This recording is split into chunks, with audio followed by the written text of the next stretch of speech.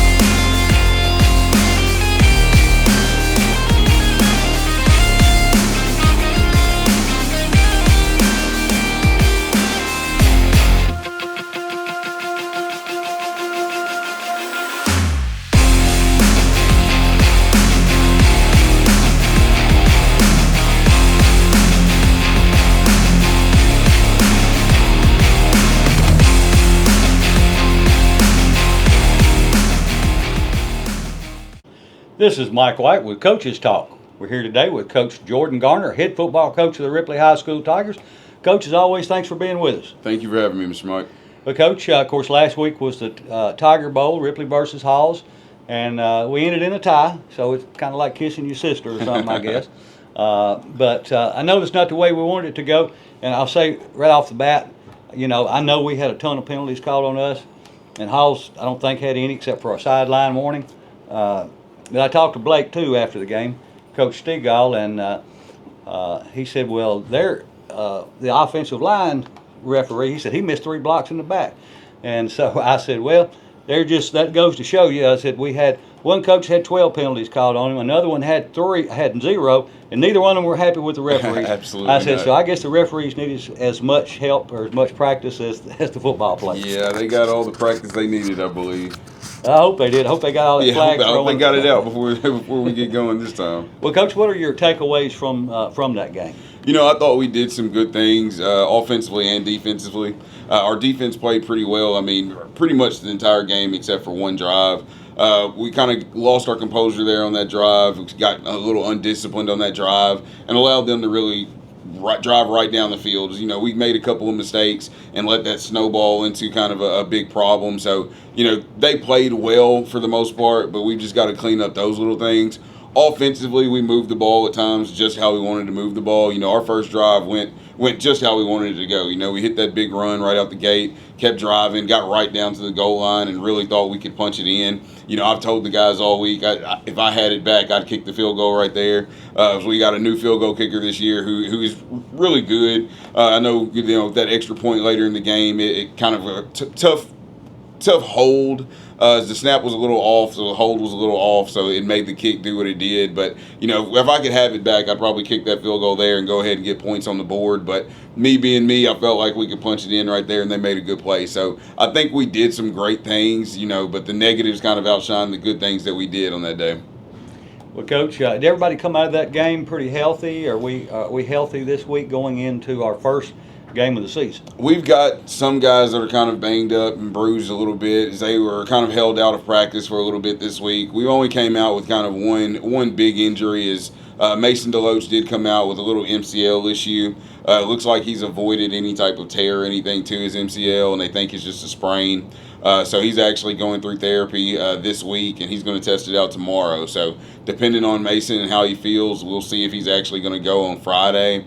Me knowing Mason and what I've heard from him this week is that he's going to hide it from me however he feels tomorrow, and he's going to want to play. So we're going to be real cautious with that. Of course, he's a big player for us and plays a big role for us down the road. So we'll see, and if he does play, it'll be sparingly. But I expect Mason to be on the field Friday. Well, I know if he has anything to do with it, he definitely will. Absolutely. You know how he is. You know how he is. How's practice been so far this week? Practice has been good. The guys were really upset with how the game ended. We didn't lose, but we didn't win, and that was the big thing. And when you come off the big way that we kind of beat them last year, you expect to kind of roll in and do the same thing. But we've regained our composure. We've gone to work really good this week. Monday was a little rough, so we had a JV game, so we weren't able to get as a lot of practice in that we wanted to. But the last 2 days have been really good. We just stepped off the practice field, and I thought today was one of the best practices we've had all year since we've been in pads. So I think the guys have responded well. They're picking up on the things that we're trying to put in this week and the things that we want to do this week, and I feel very confident in what we can go do against Southside this week. And, Coach, I'd be remiss, I guess, if I didn't say, Halls is a much improved team over last year as well. Very much so. Kudos to Coach Blake and everything that he's done over there. I think he and his staff have really done a great job, and that team is going to surprise some people this year, and I think they'll find their way in the playoffs this year. Well, I hope so. Wishing nothing but the best for Coach Stegall and the Halls Tigers. Well, Coach, game one, the first one that counts, this Friday night, and we'll be hosting Southside. Yes, sir. So what do we know about Southside? Southside is who they always are. Southside's a physical team. They're big. They're physical. They're doing some different things offensively as they were more so a downhill run team last year, and they still have that package. They'll still do that at times, but they've been in a kind of a new offense, kind of spreading it out, throwing the ball a little bit. To me, they don't look just too comfortable throwing the ball and spreading it out, but they do have some big athletes on the outside. I believe they've gone and got some basketball kids that are about 6'3", 6'4", that are out there catching the ball for them. So, they've got some things that they're going to do offensively, some things that we've been preparing for this week. But, I think we match up well with Southside. I think athlete for athlete, we can match up with them as well as anybody can. But it sounds like with your idea of they're not real comfortable throwing the ball, we just got to put pressure on the quarterback. Absolutely, and I think we do a good job with our defensive lines. We've got some good guys up there who've been playing for a while for us now, and I think they really can get after the quarterback this week and really impact the game. That's kind of what we've been preaching to them. Jonathan Holcomb especially, we expect him to be kind of a wrecking ball off the edge this week and really put pressure on the quarterback, and I know that if he can do that, our back end's going to hold up for us, and we should be able to do what we want to do defensively. What kind of defense do we anticipate Southside running? Southside's in the 3-4 is what they've been running. I really feel like that's what they've run ever since I've known them. So they'll be in that 3-4. Those outside backers are going to come and bring pressure. They'll drop off and be athletes at time as well. They'll shift, they'll bump, they'll do different things up front. But they're basing out of a 3-4, and they just want to get in your face. So who would you say, and I know it's early in the year and you hadn't had any film to amount to anything on them, but what one of their athletes, is there anybody that stands out to you as far as their athletes? Well, with their athletes, offensively, those two wide receivers definitely stand out.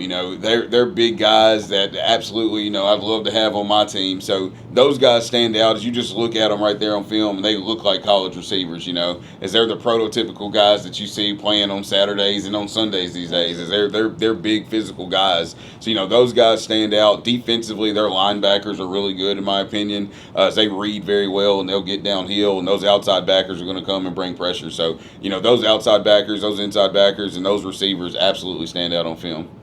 Well, Coach, want to wish you the very best of luck Friday night.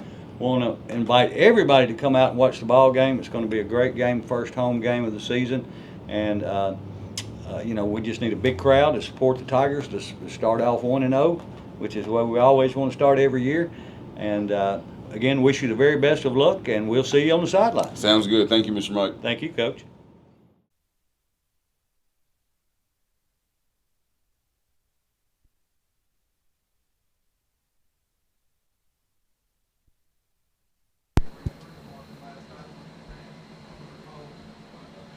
Good evening, Tiger fans, and welcome to WTRB and Tiger TV's live broadcast of Ripley High School football. here tonight at Tiny Knee Stadium. The Ripley Tigers are hosting the Jackson Southside Hawks. This is Mike White along with Tracy Crazy Horse Henson here to bring you all the live action. Ready to get this on the road. I've been looking forward to this ever since last year. Yeah, since second round last year, where the Tigers, the captains have met on the middle of the field, and whoever won the toss, I saw it was declined, but I didn't see who won it. Well, I don't know who won, but Southside has received it. Okay, then evidently Ripley won, and they deferred until the second half. So we are just about ready as the Tigers make their way down to their tunnel to run out of, and the Southside Hawks are in the north end zone. And again, it's not a district game or a region game. This is a 3A team, Ripley playing a 4A team, Southside Hawks. Ripley won the game last year, and the Hawks go up to the field. And we are just about ready for the Tigers to come through the tunnel. Of course, we have a new head coach this year, Coach Jordan Garner, otherwise known as Pun. He is the new head coach for the Ripley High School. And here come the Ripley Tigers. Yeah, I noticed before during the warm-up, Southside got some big old boards on their side. Yeah, they do. Again, this is the first game of the season, a non-region game, but a game that the Tigers definitely want to win. It's like I said, we've played them for the last several years. It seems like we beat them the last two, I think. I think so. I think that's right. So we've got a lot of knowledge about each team. Now they have a new head coach, started last year late. So this is his second year, and this is Coach Jordan Garner's first year. So we are kind of under a new regime, but a lot of the same stuff is continuing to happen at Ripley. One of the advantages of Coach Garner, who was an assistant here for 7 years, he knows the kids, he knows what they know, and we've got, I think, 16 seniors this year. So, he said he didn't want to change a whole lot because they had already worked on that for 3 years and didn't want to try to change things midstream with them. So the Southside Hawks, they take the field, and they will be receiving from the north end of the field going south, and Ripley kicking from the south toward the north end zone. All right, kicking off for the Tigers. And I got to give last week, the kicker that missed the extra point. I did talk to Coach Garner about it. He said, well, it was a bad snap and a bad hold. And he said, I can't really put that on them. But anyway, the kicker for the Tigers is number 16, Ty Crawford. He's a senior and a soccer player. So the Tigers are lined up. The Hawks are lined up. Here we go. Waiting for the whistle to be blown. Well, Southside bringing a man off and putting the numbers on. All right, we're ready to play ball now. And it's football time in Tiger Town. A long end-over-end kick, taken at about the 14-yard line. He crosses the 15, crosses the 20, goes to the far side of the field. Got a lot of daylight as he crosses the 40.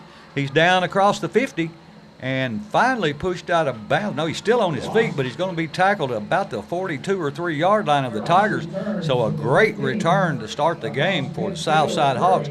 And everybody, as the coaches tell, they didn't stay in their lane. The ball was kicked to the left side of the field. Everybody went to the left side, and when he cut back to the far side of the field, a big opening. So that's, something you have to stay in your lanes. You can't always go directly for the ball, and it cost the Tigers that time. But Southside will have the ball, first down and 10 at the Tiger 42-yard line with 11:47. Opening quarter, no score here at Tiny Knee Stadium, Jim Fitzhugh Field, and Don Paris Press Box. Yeah, he had all day to run. They did. The Hawks will come with wideouts to either side.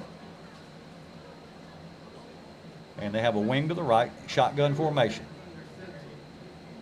Man in motion, and they sling it out to him.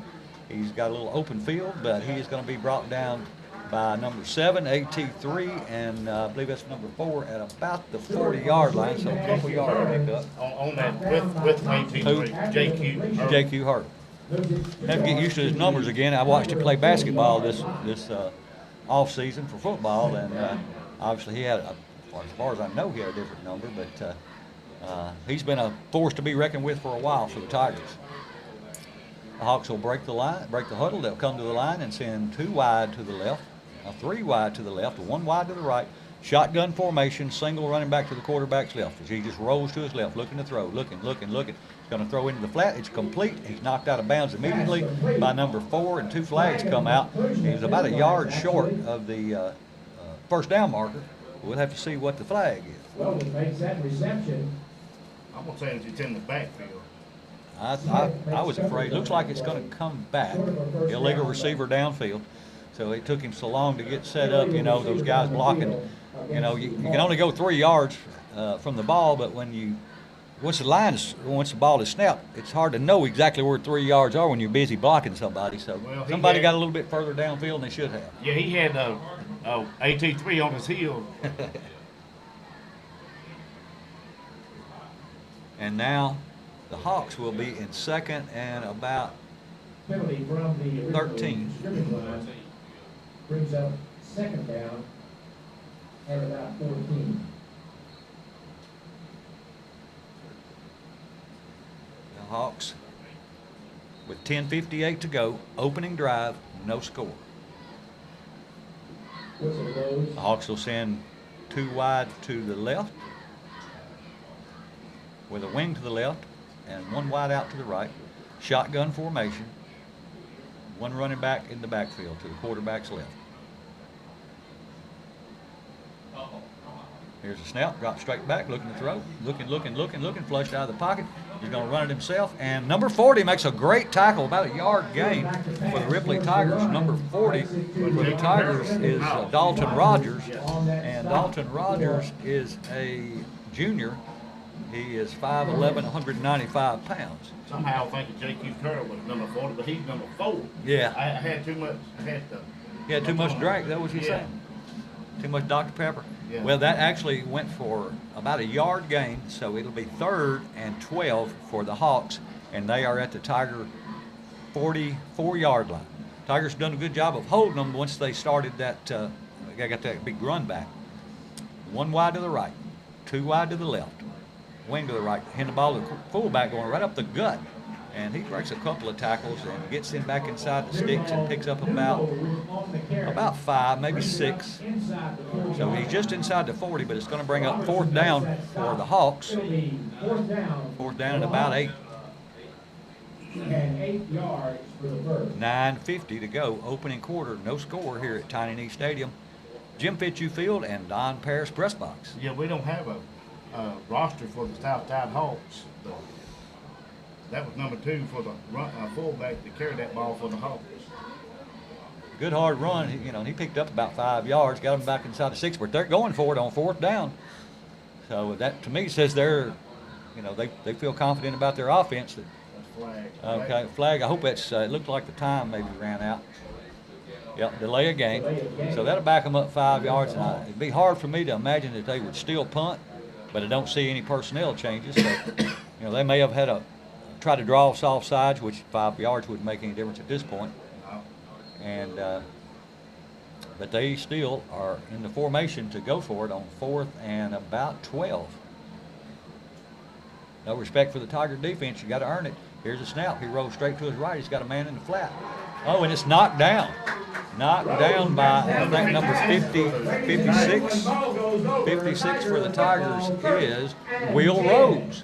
And let's see, Will is I think he's a senior. Yeah, he's a senior.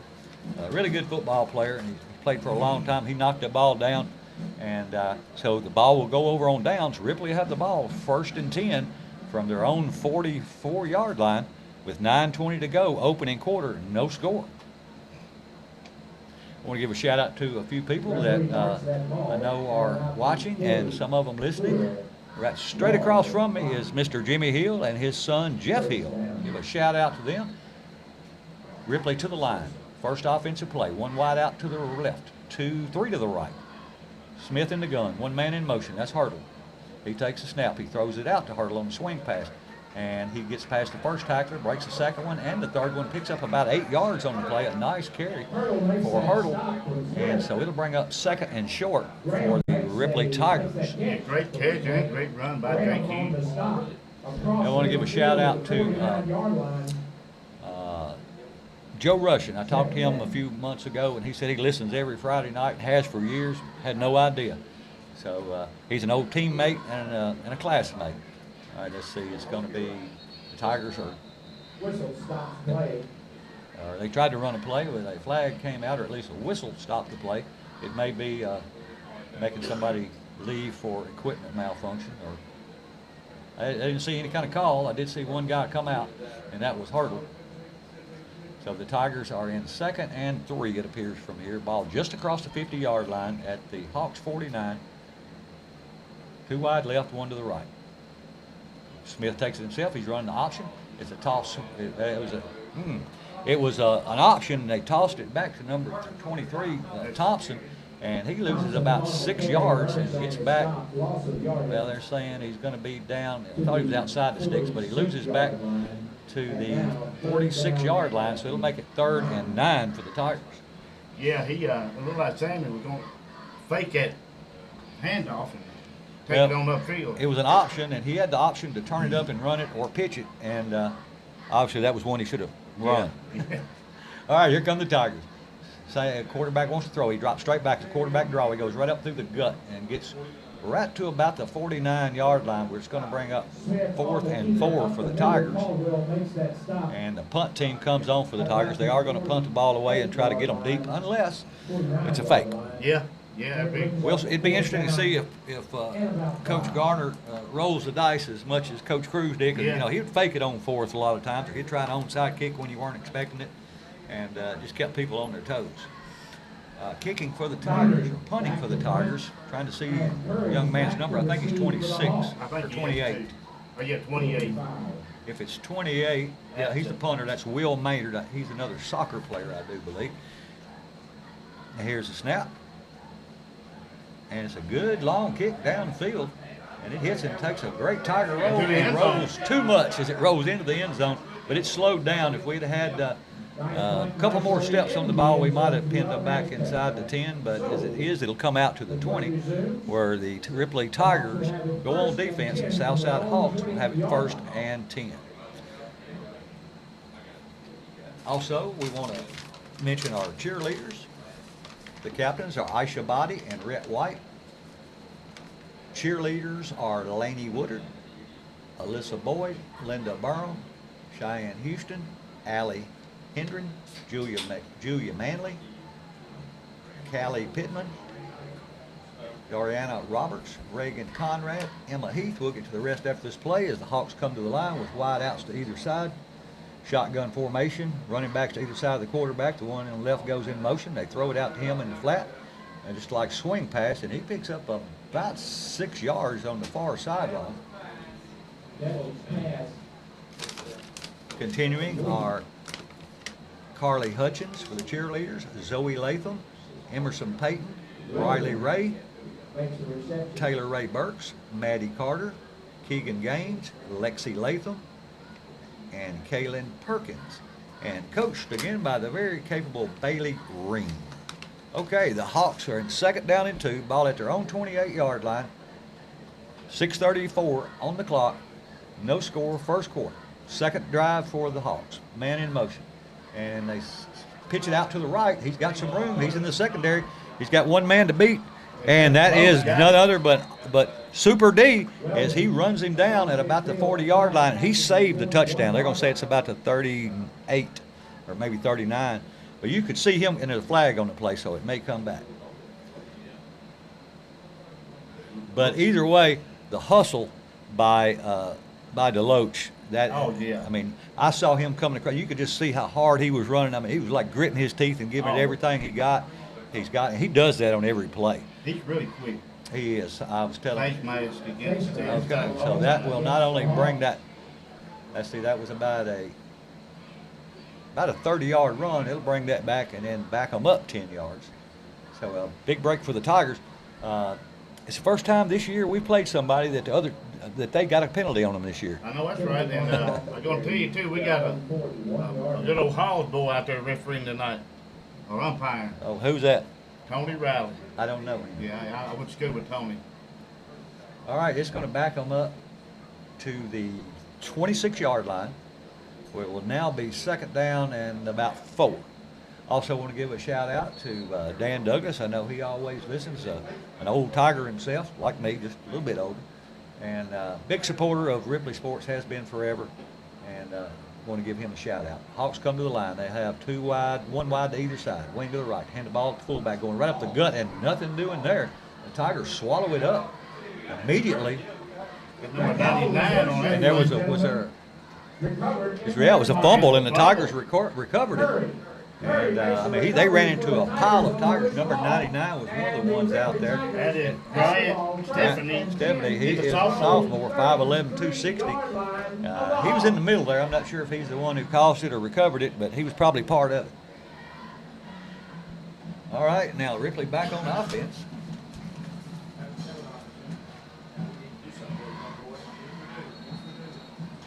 Alex.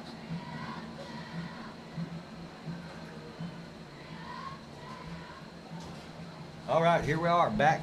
Ripley puts a man in motion. The quarterback takes a snap, hands it to Thompson. He tries to go to the middle, and they bury him as well, just about the 30-yard line. He gets back to the line of scrimmage at the 29, they say, so it'll bring up 2nd down and 10. Now, they say he does lose about a yard, so it'll be 2nd and 11 for the Tigers.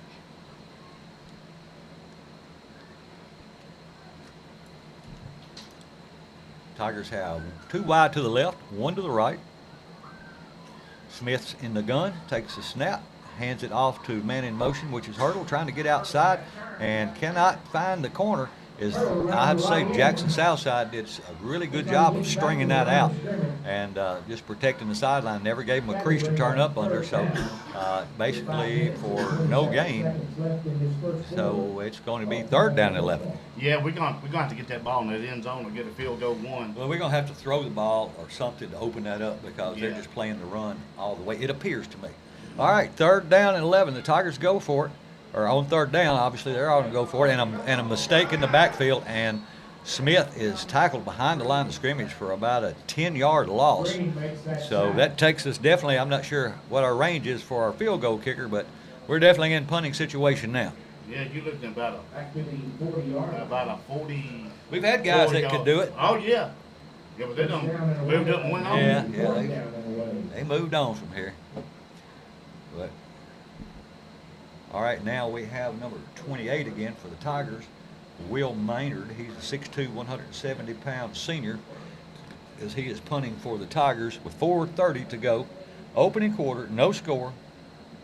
It's 4th and 20 for the Tigers at the Hawk 38-yard line. There's a high snap, but he gets it down, and he tries to push it into the short of the end zone, but it's going to roll into the end zone for a touchback, and so the Hawks will have it. 1st and 10 from their own 20-yard line. Yeah, as far as defense, the Tigers are doing a great job on defense. It's just our offense is a little bit behind. Yeah, we're sputtering. I want to give a shout out tonight to one of our new sponsors. Don't know if we've even had time to have him in the rotation yet, but Tyler Patton. He played back when my kids played. I think he probably was a 2004 graduate, but he owns a company in Memphis called Serval. I believe that's, I'll double check that because I don't want to say the wrong name, but it's by Cornerstone. And anyway, he is a new sponsor, and we appreciate that, and glad he's giving back into the community. Okay, here come the Hawks to the line, 2 wide to the right. Man in motion from right to left, to hand the ball to the running back, trying to go up the middle, and nowhere to go, as he was brought down hard, and they're going to say the flag, and I don't know what that flag was for. He tackled him. That was number 63. That was Jonathan Holcomb. He's a 6'2", 240-pound junior, and face mask against them, so we will back them up. And so that's another break for the Tigers. That's a 15-yard penalty. I guess it depends, though. Yeah, well, let's see. They're at the 20, so it's probably going to be half the distance. Now, they're going to back it. Yeah, they're going to back it up to the 10, which I guess would be half the distance. So it's going to be. No, they got it just across the 10, almost the nose at the 11-yard line. 2nd down, it should be 21. 1st down, 19. Oh, 19. I'll do yards off. 1st and 19. Oh, the 1st and 19? That's right. That's what it That's says. right. 4 minutes to go, opening quarter, still no score. Ripley has the Hawks pinned back deep in the north end zone. Hawks have wide outs to either side, man in motion, and they toss it to him. He almost lost it, and he's trying to get outside, and he breaks a couple of tackles and is pushed out of bounds, maybe just across the line of scrimmage. Now, they did change the down marker now where it says third, which would have made that second, but scoreboard still says first. So I tell you what, I hadn't kept up with it myself. Yeah, but we were blessed on Oh, that it is play second. because it looked like the guy that pushed him out of bounds also grabbed him by the horse collar. And I did, last week I didn't think it should have been a penalty on that block on the nice run that Smith had that Deloach hit. And I talked to one of the Ripley coaches on the way down that night, and he said, yeah, he said it actually is a newer rule. It was a blindside block. And they fumble the ball. The Tigers have a chance to touch it. And it's a scoop and score for number 2 for the Ripley Tigers. And that is a Bank Tennessee Ripley Tiger touchdown, donating $25 to the Ripley Tigers every time they score. And, of course, all the first downs brought to you this season by Farm Bureau Insurance. That's good. That is a scoop and score for the Tigers, Sammy Smith. Yeah, great touchdown. Good to see Sammy with his eyes on the ball and good defense, but you can't allow your defense to do most of the scoring. Yeah, for you're you. right about that. But there was a toss sweep, and it was just a bad toss. I mean, it just landed out in no man's land. Of course, they were at the 10-yard line anyway. So when he pitched it, the ball probably hit the ground about the 4. Yeah. So good vision there by Smith to pick it up. Now we are attempting the PAT for the Tigers. Again, number 28. And that is Maynard. Will Maynard.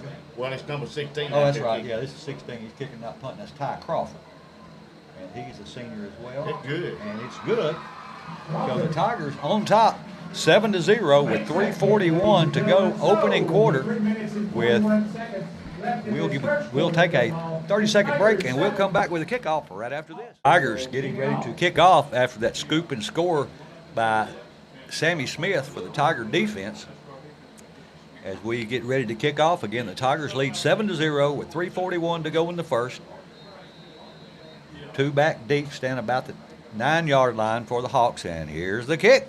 And it's a great kick, but it's going to go out of bounds. It was a long, high kick, but it did go out of bounds. So they'll have the option to take the ball at the 35 or have us kick again. It looks like they're going to take it at the 35.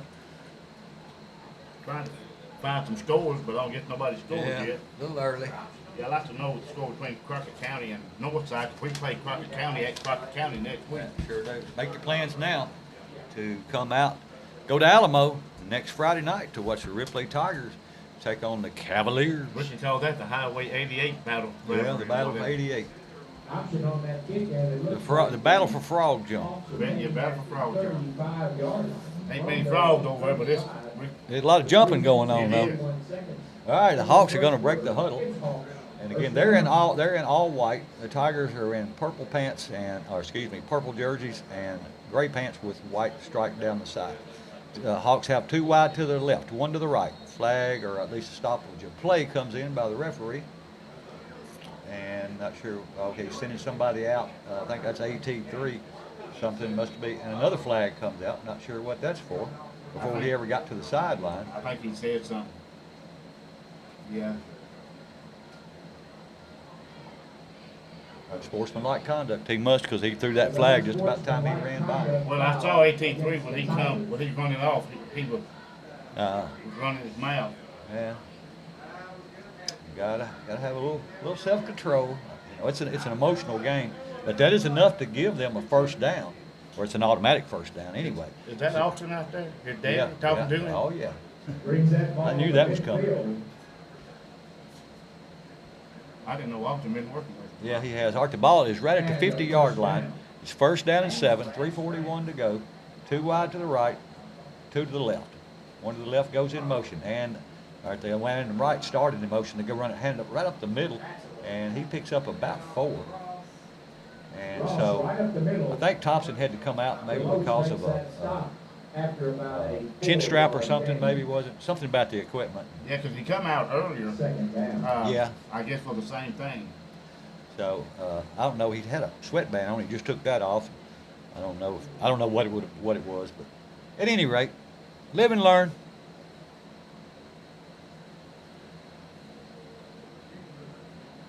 So the Hawks will have it 2nd and 6 at the Tiger 46-yard line. 3 minutes to go. Opening quarter. Tigers on top 7-0. Here's a snap out of the gun. It's a swing pass out to number 4. And he breaks a couple of tackles as he gets out across and down to the 45-yard line. A pickup of about 5, which is going to make it, maybe we'll call it 6-yard pickup. Now they move the stick back. 5-yard pickup. It'll be 3rd and 5 for the Hawks at the Tiger 44.5-yard line. Well, I hadn't seen big number 93 go in yet. You So see he him may on the be on sideline? defense. Yeah. Yeah, he does play defense. Should be out there now then. No, he ain't out there.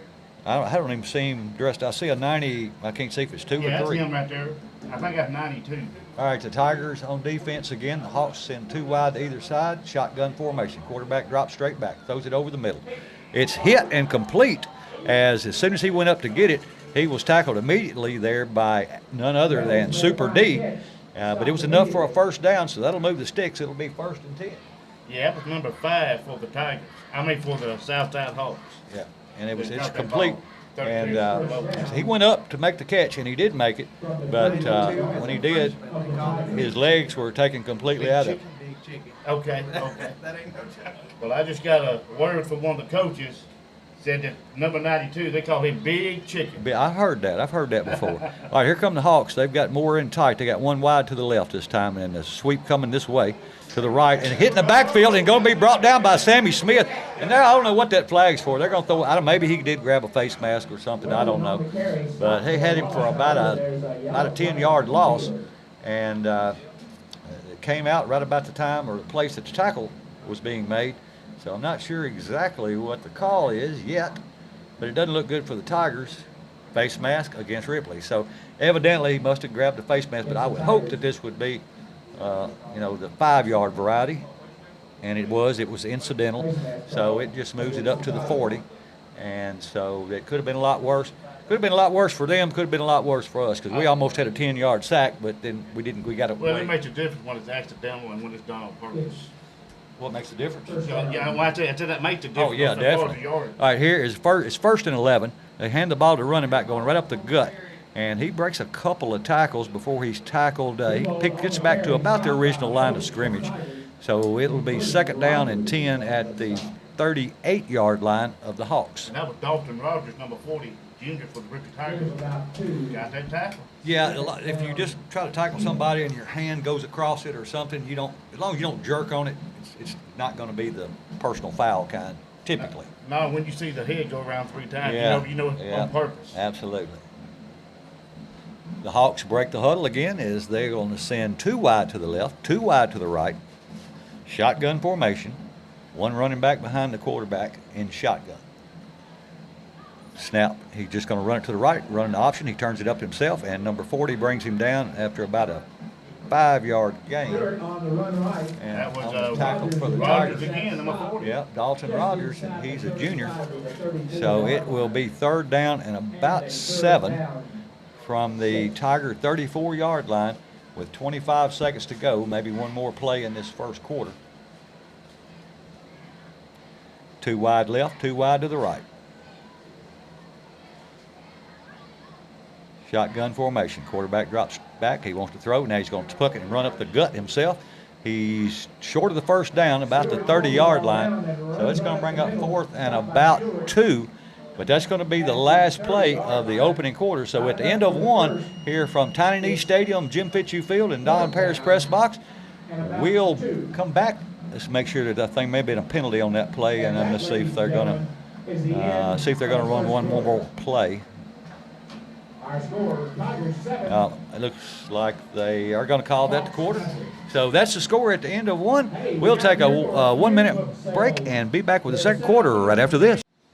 All right, we are back as we await the beginning of the second quarter. We're going to give you some information. We're going to, next week, hopefully, not this week, but definitely next week, we'll have some details about the renovations and things that are going to be going on here at Tiny Knee Stadium.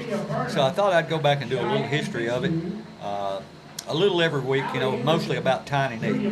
But the coaches for Ripley, all-time coaches, not sure of the first name, but in 1926, King was the coach. And then from 1927 to 1949, was that 22 years, Tiny Knee was the coach. Coach Kelly was the coach from 1954 to 1972. And we'll get back to the rest of them after this play, as it's going to be 4th down and 2 for the Hawks as they're lined up to go for it. Put a man in motion. Now, that looked like illegal procedure against the Hawks, so that should back them up 5 yards. As I was saying, our coach, Bailey. Well, they're saying Ripley jumped offside. I did see one of Ripley players jump off. Okay, well, that's what it is. So that'll give them an automatic first down. So the Tigers shoot themselves in the foot there. Let's see, where'd I get to? All right, Coach Kelly was 54 to 72. He's the first one I remember, even though I remember Tiny Knee. Let's see, let me go back. Knee was 27 to 49. Jack Stribling was 50 to 53. Maurice Kelly was 54 to 72. Herb Cummings was 73 to 75. Back to live action. The snap and hand the ball to the running back. He starts inside, breaks it outside, and loses the ball. And Sammy picks it up again. He's running down the far sideline with the ball, and he is still on his feet as he crosses the 50-yard line before he's tackled. So Ripley gets the turnover, and they'll go back on offense in Southside territory. It'll be 1st down and 10 for the Ripley Tigers. I've always said you can't carry that ball like a loaf of bread. Or a dozen eggs either. Let's see. Cummings was 73 to 75. Grant Shipley was 76 to 85. Darrell Walker was 86 to 88. Randy White was 89 to 96. Darren Moody was 97 to 98. Mac Adams from 99 to 05. Marty Wheeler from 06 to 08. Al Pellegrino from 09 to 11. Back to live action. The Tigers put a man in motion, and Sammy Smith takes a snap, and he throws it, and it's complete to Hurdle, and he gets about 4 yards, maybe 5, about 4 yards off the play. It was a little swing pass. He caught it and broke it back to the inside for a gain. Then, let's see, Marty Wheeler from 06 to 08, Al Pellegrino from 09 to 2011, Kerry Craig from 2012 to 2024, Wade Vandergrift 2015 to 2016. And here back to live action. As it takes the snap, Smith's going to just toss it out to Thompson. He cuts it back inside and maybe picks up a yard where it's going to bring up 4th down and about 5 for the Tigers. And then Wade Vandergrift, 2015 and 16. Coach Justin Cruz from 2017 to 2023. And now Coach Jordan Garner, he starts in 2024. And this is his first game as a head coach for the Ripley High School Tigers. Leading 7-0 with 10:30 to go. Opening quarter, second quarter.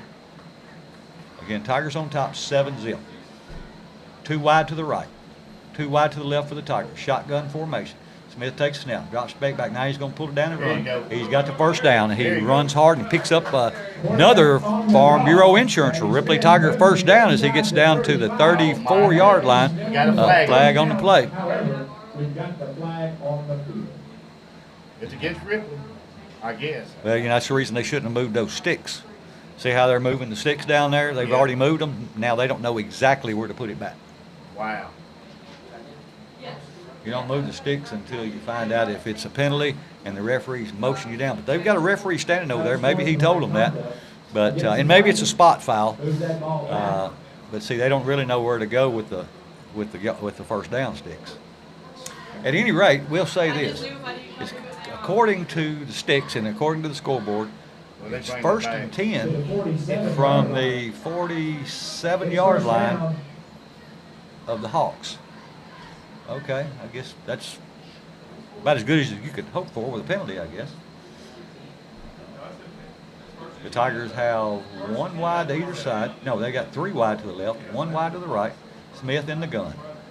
Takes a snap, drops straight back, looking to throw. He's got a man, and it's complete across the 30 down to the 26-yard line. 14 for the Tigers. And a flag comes out late. And there's another flag on the field. And it's going to be against Ripley. Are you serious? Yep, and I think it's against the receiver. They moved the sticks again.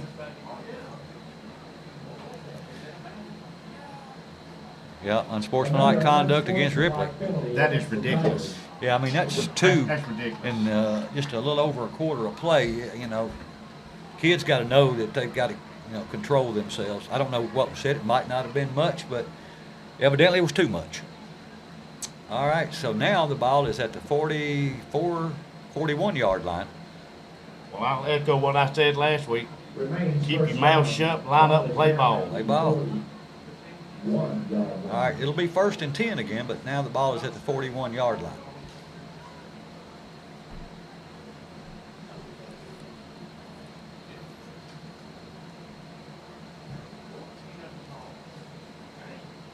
We'll wait on referees to blow the whistle to get us back into play.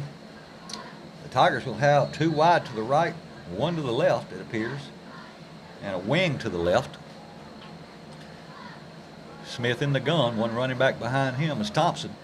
Take a snap, they hand it to Thompson. He gets hit in the backfield immediately. He's going to lose about 5 yards, at least 4 yards, back to the 45-yard line. Here comes another flag. Another flag comes down. That was again dead ball foul, so it was after the play. Let's get Southside this time. Unsportsmanlike against the call.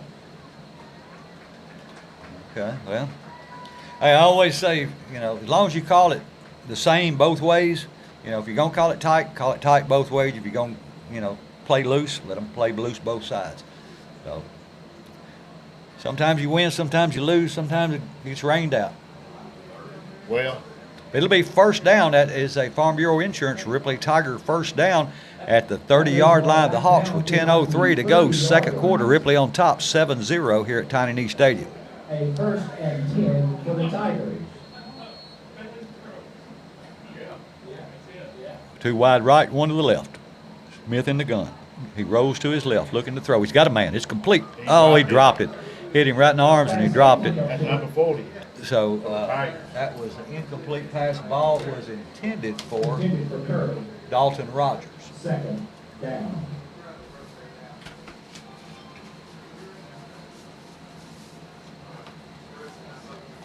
Also wanted to, we'll wait till we get a little bit of time here. I wanted to, Ripley, along with a lot of teams in West Tennessee, was in the Big Ten Conference for a long time, and I want to tell you, get a little information about that. 2 wide to the right, 1 to the left. Smith in the gun, takes a snap, rolls back, chases out of the pocket. Now he's going to throw it all the way back across the field to the sideline. And they're going to call, they took a flag out. They're going to say that he was a, he didn't throw it, and there was not anybody There around. wasn't nobody. And there's no such thing, I learned last year from Coach Cruz, as the box in high school as far as the quarterback being out of the box. There is no box. Not for quarterback to pass. All right, the original Big Ten Conference. This started in 1940. Let's see what they're going to do here. They're going to mark it back against the Tigers. Go walk about that flag, which is about 12 yards. No, Intentional 5 yards. grounding call. Intentional ground, that's, should be a 5 yard. So it'll be 2nd and 15 now for the Tigers. I'll take that over a sack and take a chance on fumbling. I would too, Mike. So they move it Well, back now they're to going the, back further than that. yeah, That's they what I keep thought, going, the yeah. flag. All right, they move it all the way back to the 47-yard line where it'll be 2nd down and About 19, 27. 15, 20, about 25, 22 according to the scoreboard. The Tigers to the line, 2 wide left, 2 wide right. 47 yards.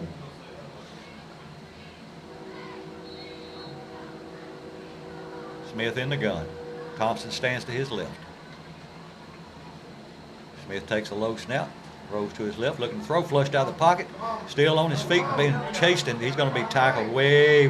He's going to lose 5, 10, 15, another 20 yards. It was already 3rd and 27, so it should be 3rd and about 47. We call it 3rd and a mile. The original Big Ten Conference, and these did change through the years, but the original Big Ten Conference started in 1940. It was Covington, Dyersburg, Fayette County, Halls, Hardin County, Haywood, Humboldt, Jackson, Martin Westview, Milan, Paris, Ripley, Trenton, and Union City. And of course, Halls only played in it from 55 to 64. And here's a quarterback that's going to snap a deep snap for the punt, and it's going to hit and go out of bounds at about the 30-yard line. Trainer on the punt goes So out. it'll be first down and 10 for the Hawks, so they get the ball back at their own 30-yard line with 9:06 to go in the second quarter, trailing the Tigers 7-0. The Hawks only played in it from 56 to 64. Hardin County only played it in 1970. Ripley, the only ones that stayed in it all the way through With 9 minutes were and 6 seconds left in this half of football. Ripley, The Southside Haywood, Hawks will have a first down. Dyersburg, and Covington. That was the heart of that Big Ten conference back in the day. And it went all the way until 1978. South side to the line. They got wide outs to either side, wing to the right. Quarterback's going to hand it to the running back. He's trying to get outside. He's got some room on the right side. He's got the first down. He goes down the sideline, and he's going to be hit and brought down, but not until he crosses the 40 and gets down to about the 38-yard line. So a huge first down for the Hawks as they're doing a better job getting outside than we are. Yeah, Another way to look at it is their defense is doing a better job at defending the edges than we are. Deloach was in on that play, but I couldn't see the other guy that was in on it. Also, the original Big Ten Conference formed in 1940, actually ended in 69, but another conference using the same name and composed of the same teams began in 1970 and continued until 76. The new conference was composed of AAA schools entirely because the new playoff system initiated it in 69. All right, here we go. Hawks up to the line, wide outs to either side. Quarterback drops straight back. He's throwing for a long fade pass down the sideline. He comes down with it, and I thought maybe he was out of bounds, but he's not. He gets inside the 5-yard line for a Hawk first down. It's going to be first and goal. And I was watching him all the way down. It was a really good pass, and the receiver did an outstanding job to go up and get it. So it's first and goal for the Hawks. And it looks like it's maybe, I don't know, about the 8-yard line.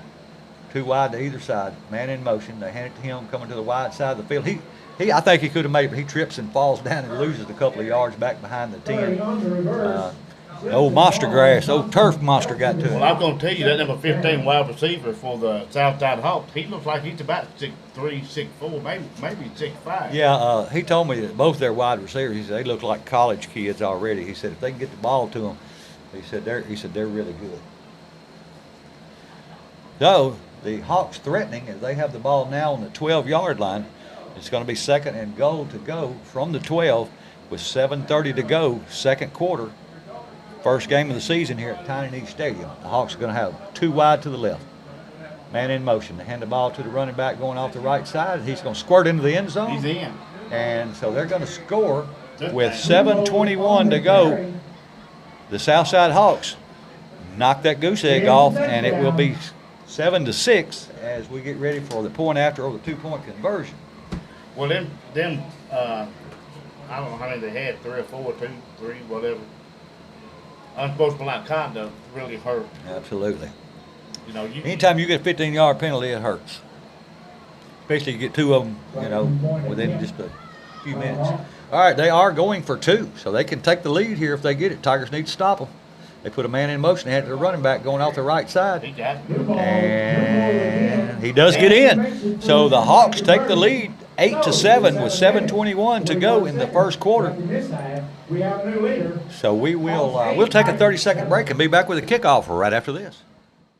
We are back here at Tiny Knee Stadium with the Tigers find themselves trailing the Southside Hawks 7-8 with 7:21 to go in the second quarter as we await the kickoff from the Southside Hawks. In the meantime, I'll give you a little background about the Tiny Knee Bowl. The first Tiny Knee Bowl was held in 1948. It was Bartlett versus Ripley. Bartlett won that game 21-14. And in 49, Ripley played Trenton. Trenton won 20-12. And 50, it was Huntington versus Munford. Huntington won 18-13. In 51, Haywood defeated New Bern 33-27. In 52, Covington defeated Halls 33-6. In 53, Whitehaven defeated Jackson Northside 20-7. Then there were no games until 1963, and Kingsbury and Ripley played. Kingsbury won 46-19. No games again until 68. Covington took on McKenzie and won 18-7. And then here we get ready for the kickoff. We'll get back to about 1970. And here's the kick. And it's a long, well, not long, but a hopping kick as he takes it and it goes down the far sideline and gets to the edge and is not able to turn. So he gets, it looks like he's going to be just across the 25, where it'll be first down and 10 for the Ripley Tigers. Yeah, I don't understand all the 46-yard line. Yeah, I don't understand all the stutter steps when they get the ball and they look like if they be hit, then they want to stutter. Man, just take the hit. That's what they call it, contact. Okay, 1970, Covington defeated McKenzie 18-7. In 1970, McKenzie defeated Lake County 12-13, and then no games until 1977. Back to live action. The Tigers put a man in motion. They hand it to the running back, going right up the gut. He squirts for a few yards. It picks up about 4, looks like. Maybe about 4, so it'll be second down and 6. And then there were no games again until 1977. Bartlett defeated Ridgeway 33-7. In 78, Halls defeated Tennessee Academy 28-14. In 79, Henry County defeated Raleigh Egypt 12-6. And we go back to live action. Man in motion for the Tigers. Smith's going to run it himself, going off the left side. He's close to the first down. Looks like he's going to have it. Let's see, depending on the spot. Yeah, it will be a first down, so that's a Farm Bureau insurance for Ripley Tiger first down. Yeah, Sammy's going to have to do a lot of running. I mean, he's quick, he's fast, but he's just going to have to run. And then the last Tiger Bowl was in 1980, where Ripley defeated Harding Academy 33-28.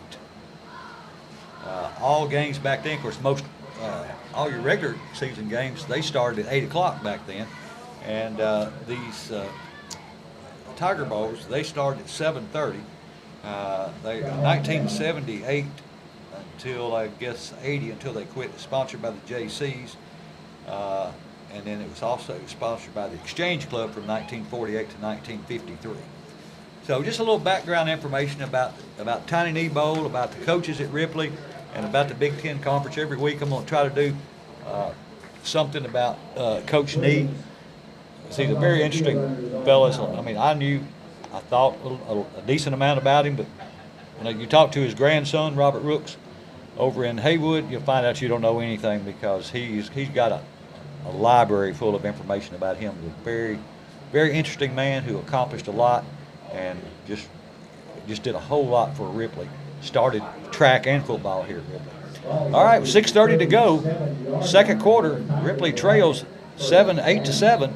They have the ball first and 10 at their own 38-yard line. Ripley has 2 to the left, out wide, 1 to the right. Smith takes the snap, and he's going to run to his right, looking to throw. He's got a man, and right through his hands, hit him in the numbers and fell to the ground. That ball was intended For number 40, Apple Rogers. We got to catch those. Yeah, I mean, Sammy, it was a perfect pass. I mean, anytime it hits you in numbers, if it hits you in numbers, you didn't do a very good job of catching it, because it shouldn't get that far in. If it does, you definitely got to cradle it. But it does fall incomplete, so it'll bring up second and 10 with 6:26 to go as the clock stopped on that incomplete pass. Man in motion for the Tigers. They hand it. They fake it to him. Smith keeps it himself and tries to go off the left side, and he does for a short gain. I have to give a shout out to a couple of these cheerleaders. I know they're either parents or grandparents, and I'll tell a little bit more about them. But 2 of them out there, one of them's nickname is Stick Baby, and the other one is Twig. Yeah, and I've talked to their parents, grandparents. They're okay with me saying that, so I'm not going to give away the names just yet. All right, the Tigers back to the line, 3rd and 9. And Smith rolls to his right, wanting to throw. And it's complete to DeLoach, and he is going to be, it's going to be close. He may have it. A great catch by DeLoach. Oh, absolutely. And a good throw by Smith. He got it. He did, so that's a Farm Bureau Insurance Ripley Tiger. First down. Hey, man, keep throwing it to him. Yeah, I mean, he's just a motor. He's going to do everything at 110%. The Tigers with a new set of downs, 5:30 to go in the first half. Tigers get the ball to start the second half. 2 wide right, 1 to the left, wing to the left. The wing is Super D. Put a man in motion, that's Hurdle. They hand it to him, trying to jet sweep around the left side. He makes a cut, and he picks up about 5 yards down to across into Southside territory at the 46-yard line. Hill makes that stop. Yeah, great run by Hurdle. Absolutely. Second down, 4.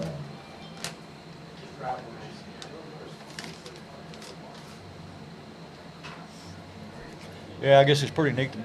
I guess you're not only needed, very lucky, fortunate, and blessed to even be this age, but to be this age, I know a lot of the kids out here's grandparents. Okay, one wide to the right, two to the left, one in motion, and they fake the one to the man in motion, and Smith takes it himself. I think that was Smith. He gets right at the first down marker. Gets near the first down marker. Yeah, that was Smith on the carry, and it is about a yard short, so it'll be 3rd and 1 for the Tigers. He got pulled down by the jersey.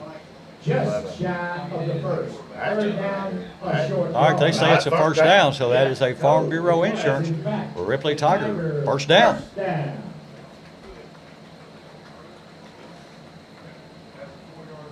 Smith stands in the backfield, shotgun formation. 2 wide left, 1 to the right.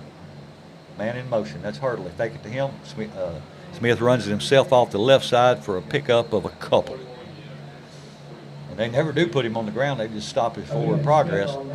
He's a big kid, hard to bring down, especially as a quarterback for the Tigers. You know, he's 6'2", 215, so he's a good size kid, not to mention a good size quarterback. And I believe there's a timeout taken by the Hawks. 3 minutes and 56 So we'll stay here with only 3:56 to go until halftime. I want to give a shout out, like I said, all the sponsors for all the games, for no matter whether it's WTRB or Tiger TV. You know, it's all about the kids and getting this broadcast out so as many people that want to see it and that can't be here have that opportunity. And we appreciate all the sponsors. And I've got to say, if you ever come to any of the games and you come early, I don't think you'll find anybody that gets to the games any earlier than Steve Bickery. Oh, yeah. I mean, because he gets here and I came by at, I think, 4 o'clock, and I just came by to make sure the air conditioner was on. He was already here. Yeah. I was leaving, going home, and staying for an hour and a half and coming back. So it's a lot more into what he does. He makes it look easy because he's good at it, but we're very fortunate that we have that avenue here, that the people that want to watch the game, that are maybe not able to be here, have that opportunity, and especially for it to be on YouTube. Again, it's all about the kids, and we just appreciate all the sponsorships for everything that, whether it's TV or radio. Appreciate everybody. All right, the Tigers up to the line, man in motion.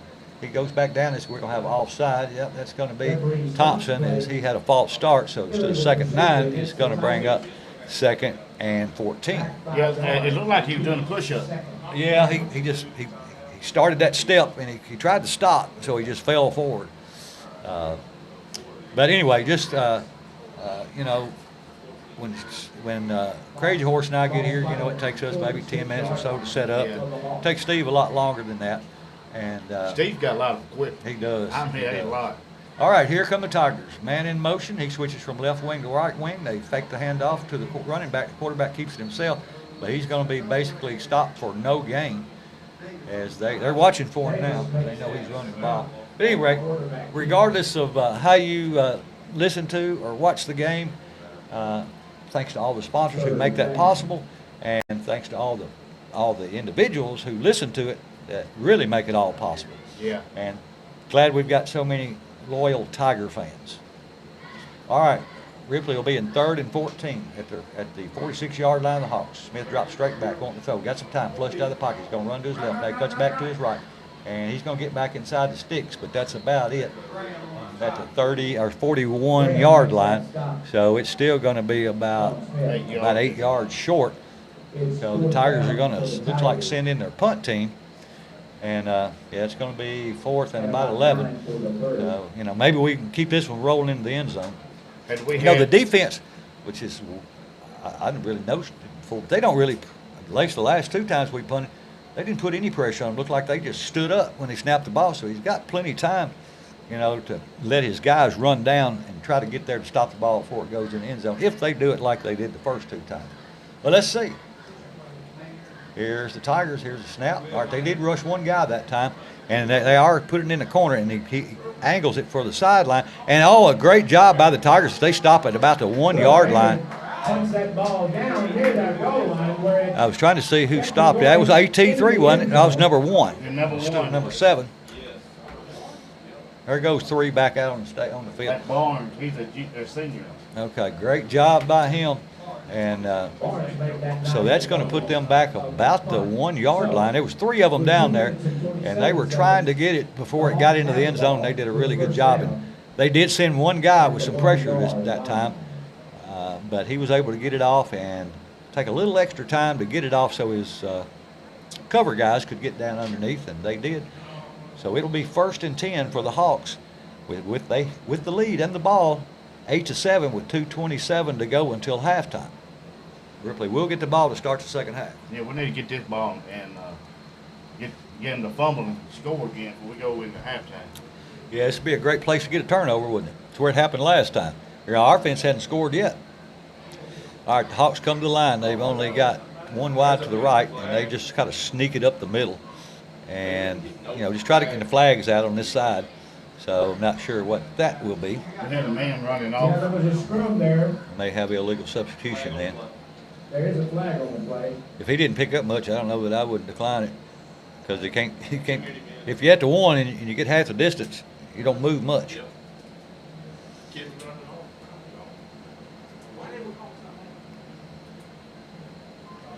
Smith was at the sideline. He goes back in. Maybe I was wrong, but I thought I seen a guy running to the good side. So I never personally saw the white hat give the indication, but I was looking down at that end of the field. Looks like it's going to be against Ripley because they move it out. 5 yards. So it's now on the 6 yard line. I didn't see the signal. Well, I thought I seen a player running off on this side. Oh, it was Ripley Tiger player. Yeah. Okay, well, it may have been the illegal substitution then. So it'll make it 1st and 5 from the 5 yard line. That'll be just across the 5. Man in motion. Hand it to the man in motion. He cuts back to the left, started to the right, cut back to the left. He's going to be tackled in the end zone. Should be a safety for the Tigers. On that carry. They're going to say he wasn't in the end zone. Oh, man. I mean, he tackled him in the end zone. I don't really understand that. I know they stopped his forward progress, but he was still moving, and I don't really understand that. Anyway, it is what it is. 1:57 to go until halftime. It'll be 2nd and 9 for the Hawks at their own 6 yard line. Of course, they're milking that clock. I don't know that I wouldn't take a timeout or two here. Try to get the ball back before halftime. Well, it says now, 2nd and 9, the ball is on the 2 yard line.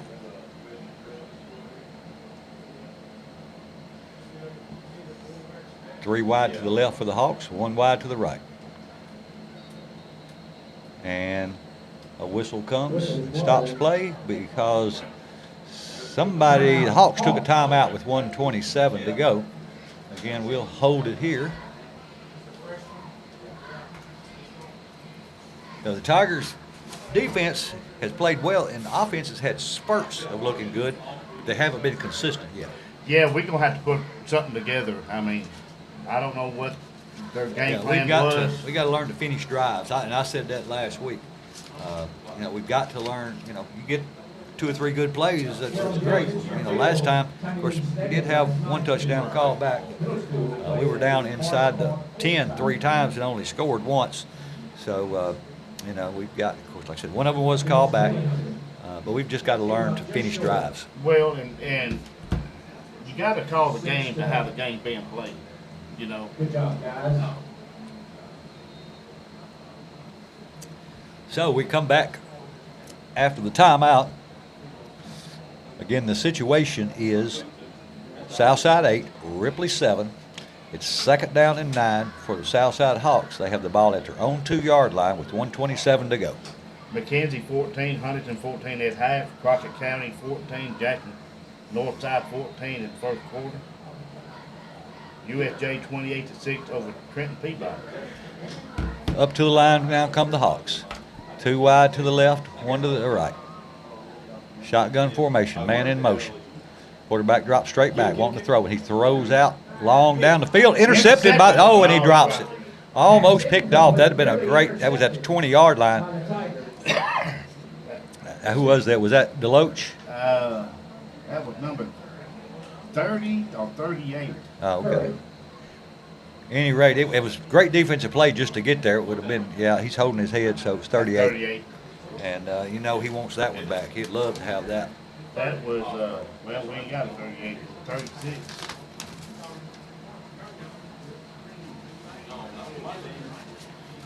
All right, got 1:22 on the clock. It's 3rd down and 9.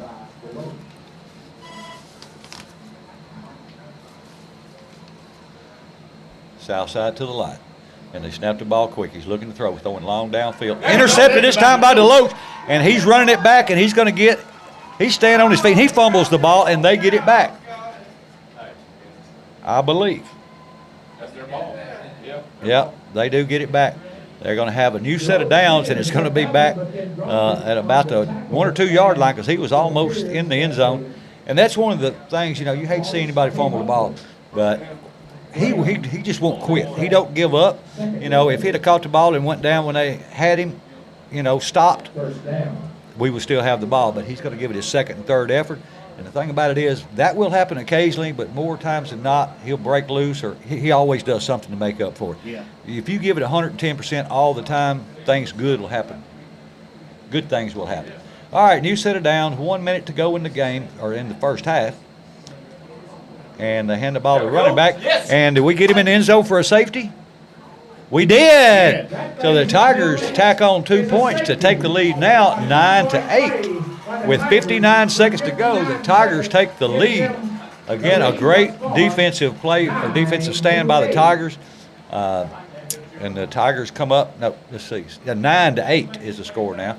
And so Ripley will kick off with 59 seconds left to go in this opening quarter. Second quarter, opening half. The defense is playing lights out. Oh, the defense is playing great. And if the offense can catch up with the defense, both sides of the ball are going to be awesome. Oh, absolutely. You know, we just had, you know, some drop passes, you know, just little things, you know, that, you know, you believe you can correct. And I'm sure a lot of these guys that, let's see. Okay, yeah, they'll be kicking from their own 20 because, well, actually, yeah, that's right. They will kick to us on safety. They can either kick or punt from their own 20-yard line. So Ripley will have about a minute to work and see if they can put another set of points up on the board before halftime. And they do get the ball to start the second half. Looks like you're going to punt. Yeah, you can do either one, whichever one you feel like you've got the best shot at. I think I would kick if I was Southside. That's just my opinion. Yeah, you know, the advantage of the punt is you can hang, get it up high, and give your guys time to get down. And a good punter can punt it long, but kicking it usually is further. So they kick it a lot. I guess it depends on what kind of kicker and what kind of punter you got.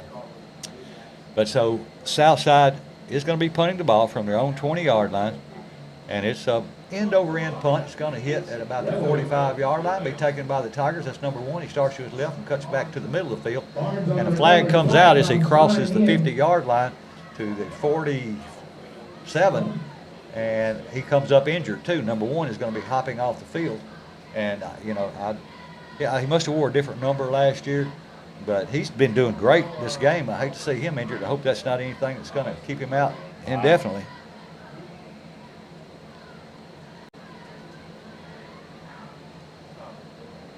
Walking the back. Okay, so that's going to back us up. There's 53 seconds to go. So it'll be 1st and 10 from the 41-yard line. The Tigers at their own 41. 53 seconds to go. 1st down and 10. Tigers on top, 9-8.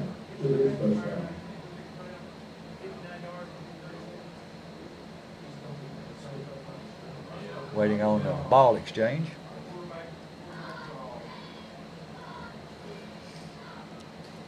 The Tigers will have 2 wide to the right, 2 wide to the left.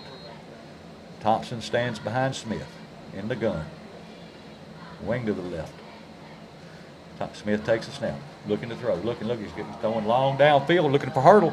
Oh, and that was flag, yeah. Hurdle that was actually, he was throwing what the pros or the college called back shoulder throw. He was coming back for it, and as he made his move to come back, I don't know if they it looked to me like they held him. So that will be should be a 15-yard penalty, I believe, either 10 or 15. It's basically interference. I don't think they do spot of the foul in high school. It's going to be from the line of scrimmage. They need to let me out there. Do better than some of them, I guarantee you. A blind person do better than some of them. But I hate to complain about them because everybody does. Like I said last week, one team had 12 penalties on them, the other one had 0, and neither coach was happy with their officiating. So I know it's a very thankless job. But it'll be 47 seconds on the clock. Ripley has the ball 1st and 10 at the Southside 44-yard line. Slow snap. Smith takes it. He's going to run it up the middle. He gets out to the 40. No, he stays on his feet and gets out. I thought he was going to be stopped about the 40, but he gets down to the 36-yard line where the Tigers will take a timeout, and it'll be 2nd down and about 3-2 to keep moving the stick. So maybe a long one. We'll call it 2nd and 2. Had he jotted to the right, he had open field. Yeah, he actually, it looked like it was a pass play called, and wasn't there. And that's one of the things I know that they were working with him on, that, if you don't have somebody open, can't just wait. If ain't nobody open, go. And I think he's doing better at it this week than he did last week. He's doing a lot better. And I know that, he's a good athlete, great athlete. Yes, he is. And he just started at, you can see on defense, I mean, it's very unusual you have a quarterback that plays linebacker.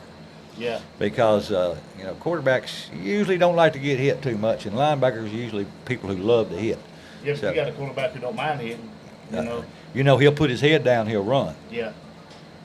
So coming back from the timeout with 38 seconds to go until halftime, Ripley on top of Southside, 9-8. It's 2nd down and 2. The ball at the 36-yard line of the Hawks. I'd like for us to, if nothing else, get down close enough to attempt a field goal, but we need to get some more yards. 2 wide left, 1 to the right. Quarterback takes a snap, looking to his right. He's throwing. He's got a man. He overthrows him, though. That was intended for number 14. Now, he was under some pressure. He just got rid of it. That stops the clock with 33 seconds. Yeah, that was Makey Maven. He's a junior. Number 14. Uh-huh. The ball was intended for him, and he broke loose and had an opportunity to get it, but it was just thrown over his head and out of bounds, and so it falls incomplete. Again, bringing up 3rd and 2 at the 36-yard line of the Hawks. 9-8 to score. Tigers over the Hawks. 33 seconds to go in the first half. Man in motion for the Tigers. Quarterback fakes it to him, runs it himself, goes off left side. He's got the 1st down, and so that'll stop the clock with 29 seconds to go to move the chains. So that's a Ripley Tiger Farm Bureau Insurance 1st down. Great job by Sammy to run that ball. And the Tigers take another timeout. I only remember it being the 2nd. They may have one more, but they get a new set of downs. So hopefully they will be close enough to at least attempt a field goal. I'd like for the kicker to, build up some confidence. Yeah. This is his first year to play. At least get him inside the 20. At least get him inside the 20 if they can. Or get in the end zone. That'd be better. They can kick an extra point. That'd be even better. Yeah. Give a shout out to Jason Brewster back at the station, who's running the board, and he also coaches the kicker and the punter as he coaches the soccer team for the high school. 29 seconds on the clock in the 2nd quarter. 9-8 is your score. Tigers over the Hawks here in Ripley. The Tigers will send 2 wide to the left, 1 to the right. Thompson stands behind Smith in the gun.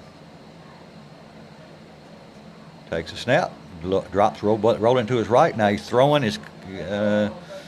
I think must have some miscommunication between the receiver and the quarterback, because he was throwing it like it was going to be a comeback route, and the receiver was running it like it was a fly.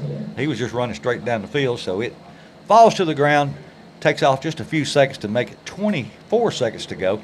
It'll be 2nd and 10 from the 33. Yeah, but at least we did have a receiver in the vicinity. Yeah.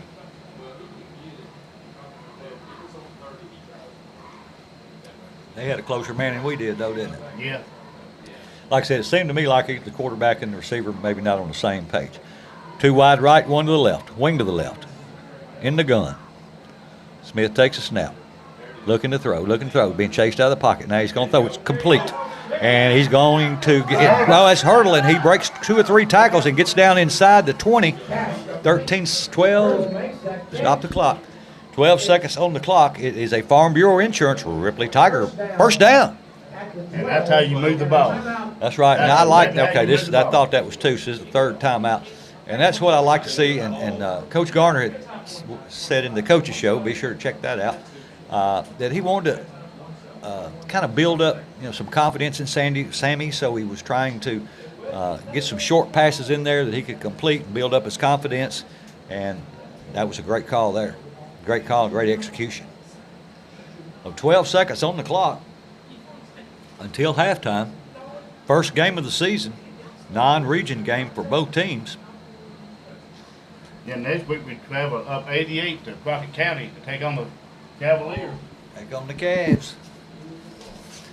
And they're well coached by Kevin Ward. Absolutely. They would be very disciplined. Yeah, they have been, I guess, ever since P.A. Pratt got there.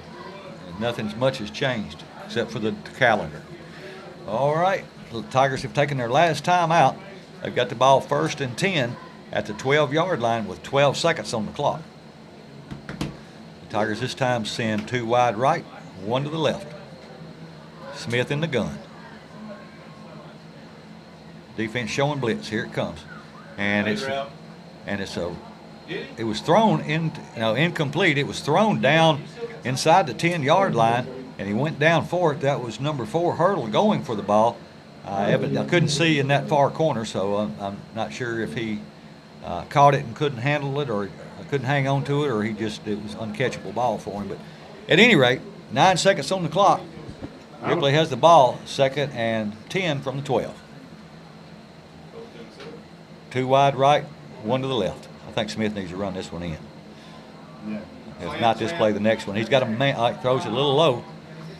And he had a man coming across the field, and that was Hurdle. And so here we go. 5 seconds. We're going to try a field goal. Attempt a field goal for the Tigers.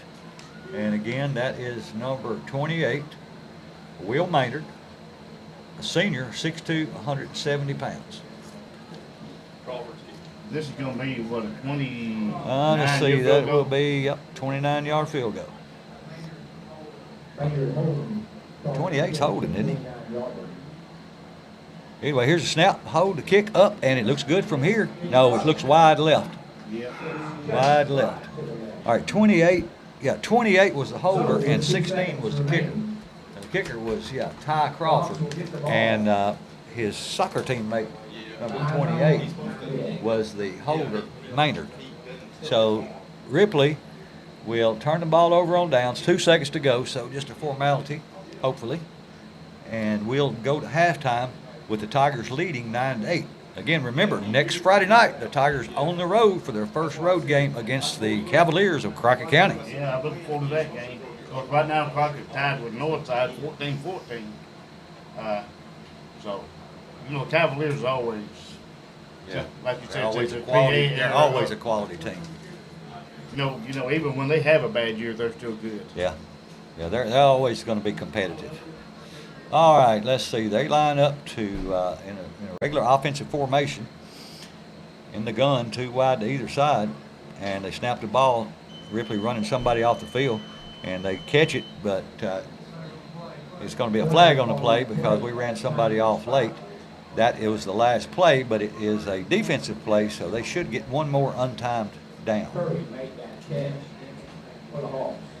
Whose fault do you think that is for having the kid run off late? Could be the kids, or could be, I don't know. Could be anybody's. I mean, you always got to know if so-and-so's not in there, I'm in there. But sometimes the kids, you don't communicate. Somebody comes in and you don't see them, especially on defense when you're not in the huddle. My my opinion, which is that and $1 will get you half a cup of coffee. Unless you go to Starbucks, they won't even get you some sugar. I can't stand no Starbucks. I've never been to Starbucks in my life. Not even a coffee drinker. It's declined. Okay, it's That's declined, so it will be the half. So here, the halftime score from Tiny Knee Stadium, Jim Fitzhugh Field, and Don Paris Press Box is Ripley 9, Southside 8. Ripley gets the ball to start the second half, and so stay tuned. A lot of football left, and we'll see you back on the other side of the break.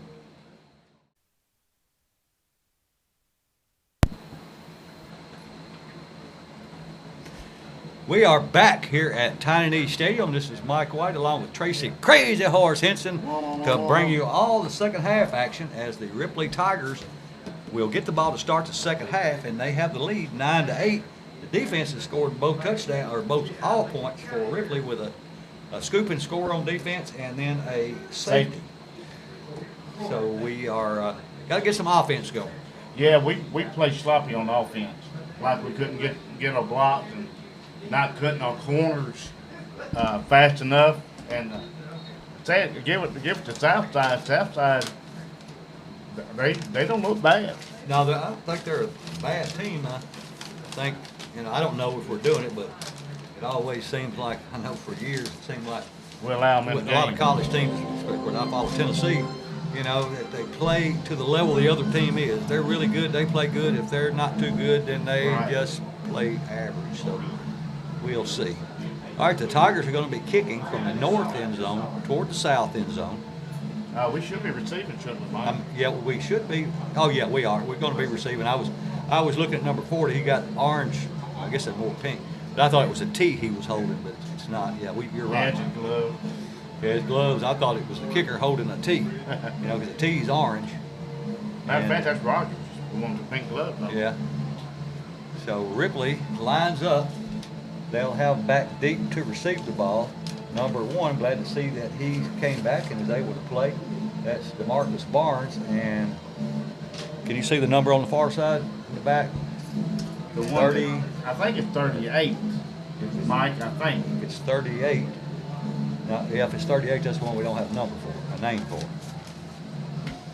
But he is. Well, he's Maybe coming it's across. 30. Is it 30 or 38? Hawk fans, Sniper fans, are you ready for Either some way, here's the kick. football? And it's long, short actually, goes to the 30-yard line, taken by the Tiger. Started on the left side, cuts all the way back to the right side, coming down the near sideline, and he gets across the 40 to about the 41-yard line, where he's brought down out of bounds, and a flag comes in late back here at the 40. And I didn't see anything but a Ripley Tiger around, but he may have been looking on down the field. At this point, who knows? Yeah, we'll see.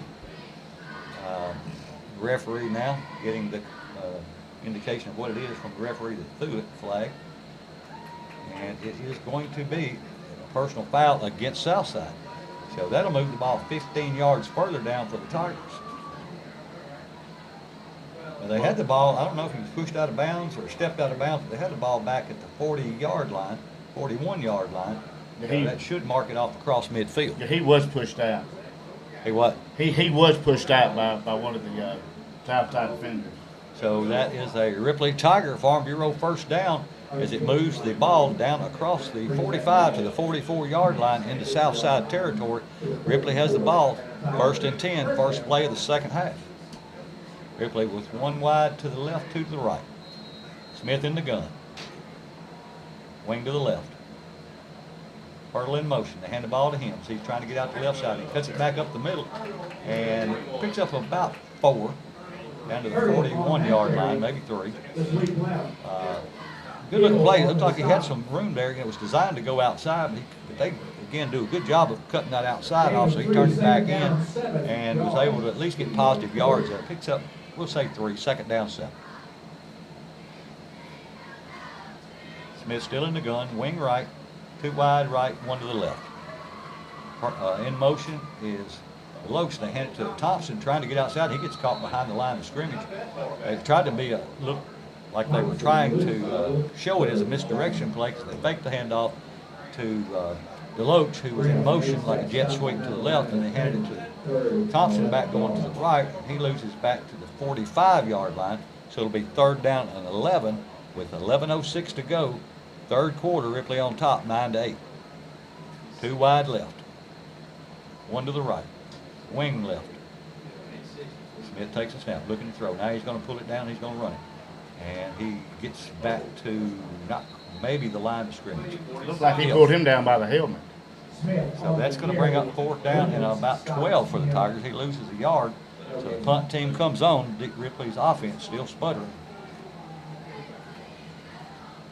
They have some really good-looking streaks of plays, and then they kind of fall apart. We're definitely not getting outside. All right, we are ready for the punt coming from the Tigers. 1 man back deep for the Hawks. He stands at his 15-yard line.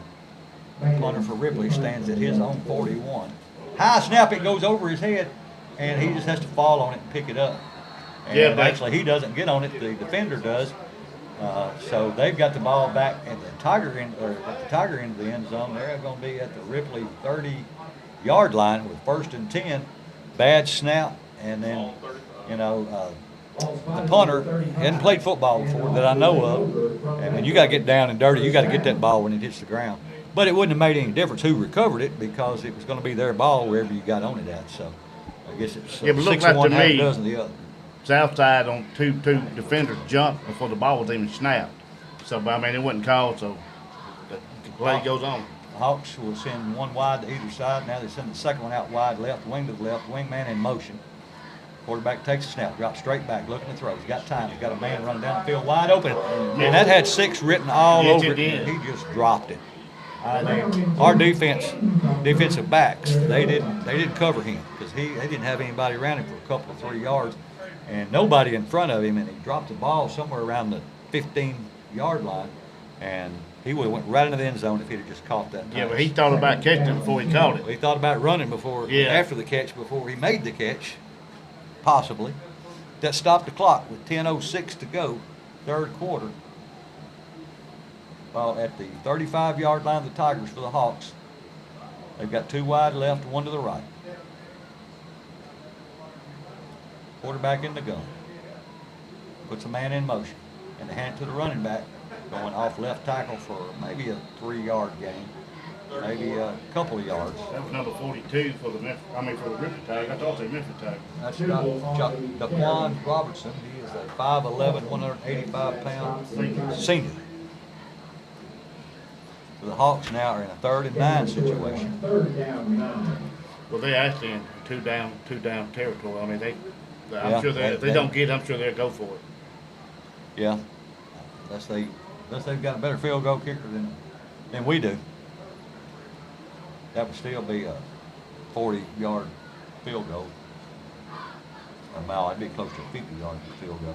Here's the snap. Quarterback drops straight back, looking to throw, pressured out of the pocket. He runs to his left. He's got a lot of room in front of him. There was a block in the back right there. Flag. And so the ball will come back. He didn't get the 1st down anyway. So we have a choice whether we want to take the play, which was about a 3-yard gain, and bring up 4th and 4 or 5 or 6, or back them up 15 yards, which is probably what they're going to do. And we saw that. Yeah, we could see that because the Ripley's defender, he was coming to make the tackle, and he just got blocked at the back and completely knocked down. So now, what is the new rule as far as the blind side hit? From my understanding, from what the coach told me last week, the on downfield block, they got to be able to see you coming. If you're looking to the left and they hit you from the right, that's a blindside block. I was like, man, that was just good football back a few years ago. Knock somebody out of their shoes. I guess it's all about the safety, but it sure takes something away from the game. So he had to see that he's going to get hit, so maybe he can maneuver. At least prepare for it, where it's not just blindside block, what they call it, even though it was from the front. All right, it's 3rd and 15.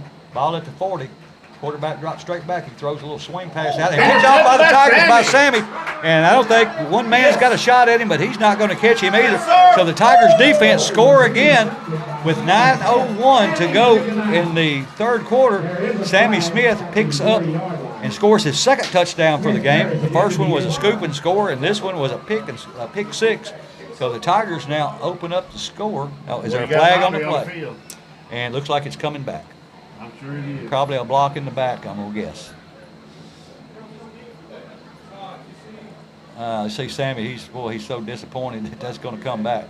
Yeah, Like, man, that was a lot of effort, a lot of running for it to come back because somebody did something they weren't supposed to. Haven't seen the official call from the referee yet.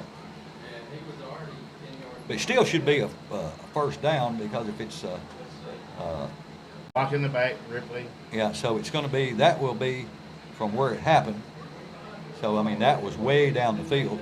That was at the 40 or 39-yard line, so I'm guessing it'll be 15 yards back from that.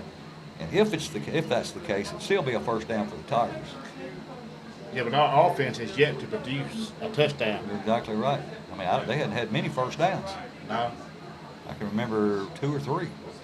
So that will back the Tigers up across the 50, back into their own territory at their own 46-yard line, where it will be first and 10 again for the Tigers. 9 minutes exactly after that touchdown was called back by a pick six by Sammy Smith, the quarterback and linebacker for the Tigers. DeLoach goes wide out to the left. There's 2 out there, 1 to the right. Smith still in the gun. He's got to be winded. Oh, yeah. And he takes a low snap, looking to throw, throwing down over the middle. And he was intended for DeLoach, but it sails over his head and falls to the turf, incomplete. Yeah, one thing I've learned about Sammy is yet to learn how to lead his receiver. And once he gets that down, I mean, it's open field for the receiver. Yeah, he's still working. He's not polished yet, but it's not like he's been a quarterback for 4 years. He just started about halfway through last season. So, it's a learning curve, and he's still in that curve, I guess. A curve. All right, here come the Tigers with 2 wide to the left, 1 to the right. Wing to the right. In the gun is Smith with Thompson to his right. DeLoach goes in motion. They take it to him. Smith runs it himself right up the gut. He's got another first down. He picks up about 12. And as a Farm Bureau Insurance Ripley Tiger, first down. Yeah, until we can get the running backs. I mean, we got great backs, but Sammy's going to have to run that ball. All right, we've got an injured Hawk on the field, too. And he's laying down flat. He sure is. And hasn't really moved since he hit the ground. Didn't see the hit. Let's see, they're working with him. We'll see. Oh, it's a cramp. Yeah, they're doing this toe stretch. So it shouldn't take them long to get him up. Those things, you can come back and play, but man, the next day or 2, you sure are sore. You have any updates on scores? I'm looking. I know, believe it or not, Alcoa was getting beat 27-9 Were they by playing a Ravenwood. 6A school. Huh? 6A school. Oh, are they? I think Ravenwood is. And Alcoa's a 3A school, but Alcoa usually beats even the 6A teams. Yeah. Maybe they'll be down a little bit this year. If they do, it'll be the first time in about 20-something years. Great line. I think they've won 17 out of 21 state championships. All right, number 24 was the player for the Hawks, and he's going to have some assistance getting off the field. I know Coach Cruz told me one time a few years ago, one of our players was kind of like that, and he said he went into full body cramp. Now this is a shocker. Memphis Business School, 20-7 at halftime over Hardin County. Yeah, it is. Seen a Lexington or I haven't there's yet. Huntington over McKenzie right now, 21-14. Yeah, we got Jackson Central Mary over Liberty, 24-0 in the second quarter. Crockett County and Northside tied 22-22. That's going to come down to the last one that got the ball. I just about believe. Sounds like it. USJ 28-6 over Trenton Peabody. Perry County 10-7 over Greenfield. 2 wide to the right for the Tigers, 1 to the left. Smith in the gun, takes the snap, drops straight back, looking to throw. He's throwing long downfield. He's got a man, and he tried to come back and get it again, and it looked like it was pass interference, but it wasn't called, and that was intended for J.Q. Burton. So I know the referee or sideline judge is over there. You need to get his act together. Yeah, that was just about like the last one was that they did call. But it was a no call, so we'll bring up 2nd and 10. Still the ball at the Hawk 43-yard line. 2nd down 10, 8:44 on the clock. 2 wide right, 1 to the left. Wing left. Deluxe goes in motion. They hand it to him, trying to get outside. He's got a little room now. He turns it up. Two flags come in.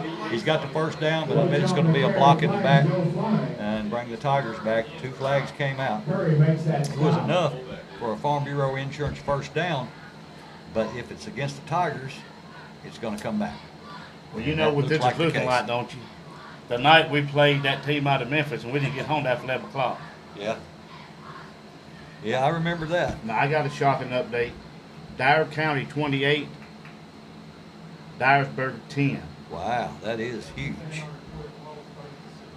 Henry County 27, Brighton 0. So it is holding against the Tigers. I want to give a shout out to my mom, Joyce Dunaway. She's listening to us. If I don't have any fans in the world, I know I've got one. Your mom's always going to be your biggest fan, Yeah, even when you mess up. yeah. I'm proof of that. And probably all 3 of my brothers as well. All right, the Tigers come back to the line. 2 wide to the right, 1 to the left. Smith in the gun. The Tigers on top 9-8 with 8:25 to go, 3rd quarter.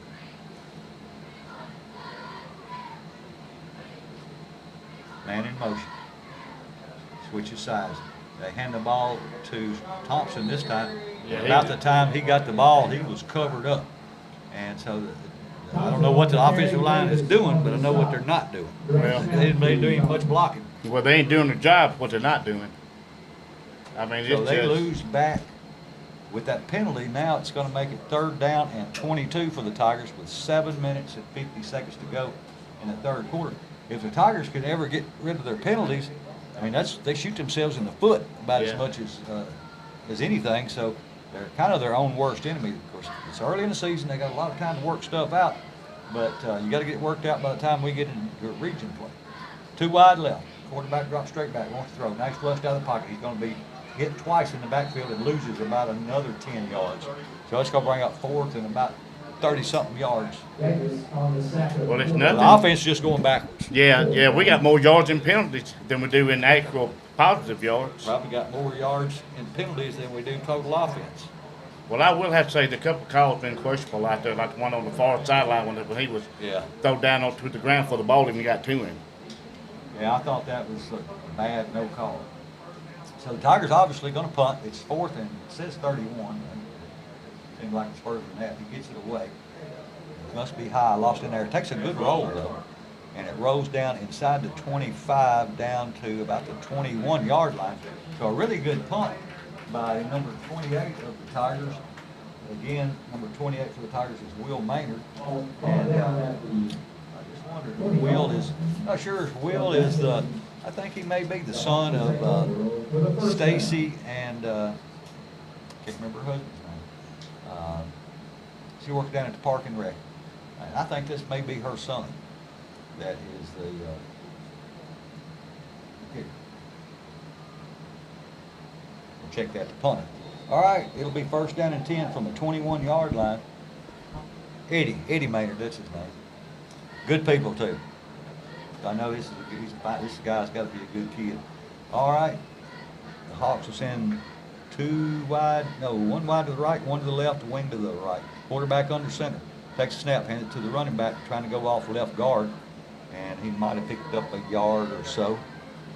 Not much doing running up through the middle against the Tigers. And the Tiger defense has played well. The defense have played. I mean, they're the awesome. reason we got 9 points. Yeah, and that's a bad thing, man. Yeah, it is. It is. That's Anytime a your bad defense thing. outscores your offense, it doesn't look good on your defense. I mean, on your offense. We'll bring up 2nd down and 8 with 6:20 to go.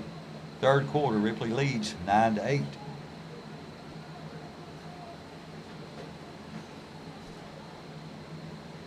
Wide out to the right, 1 to the left. Quarterback back in the gun. Man in motion. Yeah. Flag comes out early. It should be a False procedure. start. Yeah.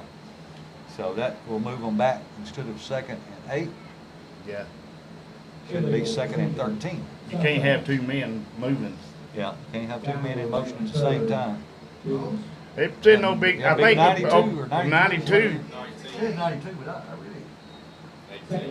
What? Yeah, 92, that's him. That's What? Stephen Rogers. He's a 6'3", 330-pound freshman. What they call him? They call him Big Chicken? Yeah, something chicken. Yeah, Yeah, big yeah, chicken, big chicken. or something like that. I I wouldn't don't think I'd call him that to his face. I wouldn't don't think either. I know him well enough. Well, I know I don't. I'd have to be out of arm's reach, that's for sure. All right, here come the Hawks again. 2 wide to either side, back in the gun. Man in motion. They hand it to the man in motion, and he's trying to get outside, and there's a block, and he still makes the tackle. Who is that? That was that 18-3. 40, Brown's made that run. number 4. That was Hurdle. Oh, with the hurt? Yeah. I thought I seen number 7 right there. Oh, number 3. Third down now. Was the hurdle made? Cause Hurdle was one of them. Now, Altorius Alford's number 3. He may have been on it as well.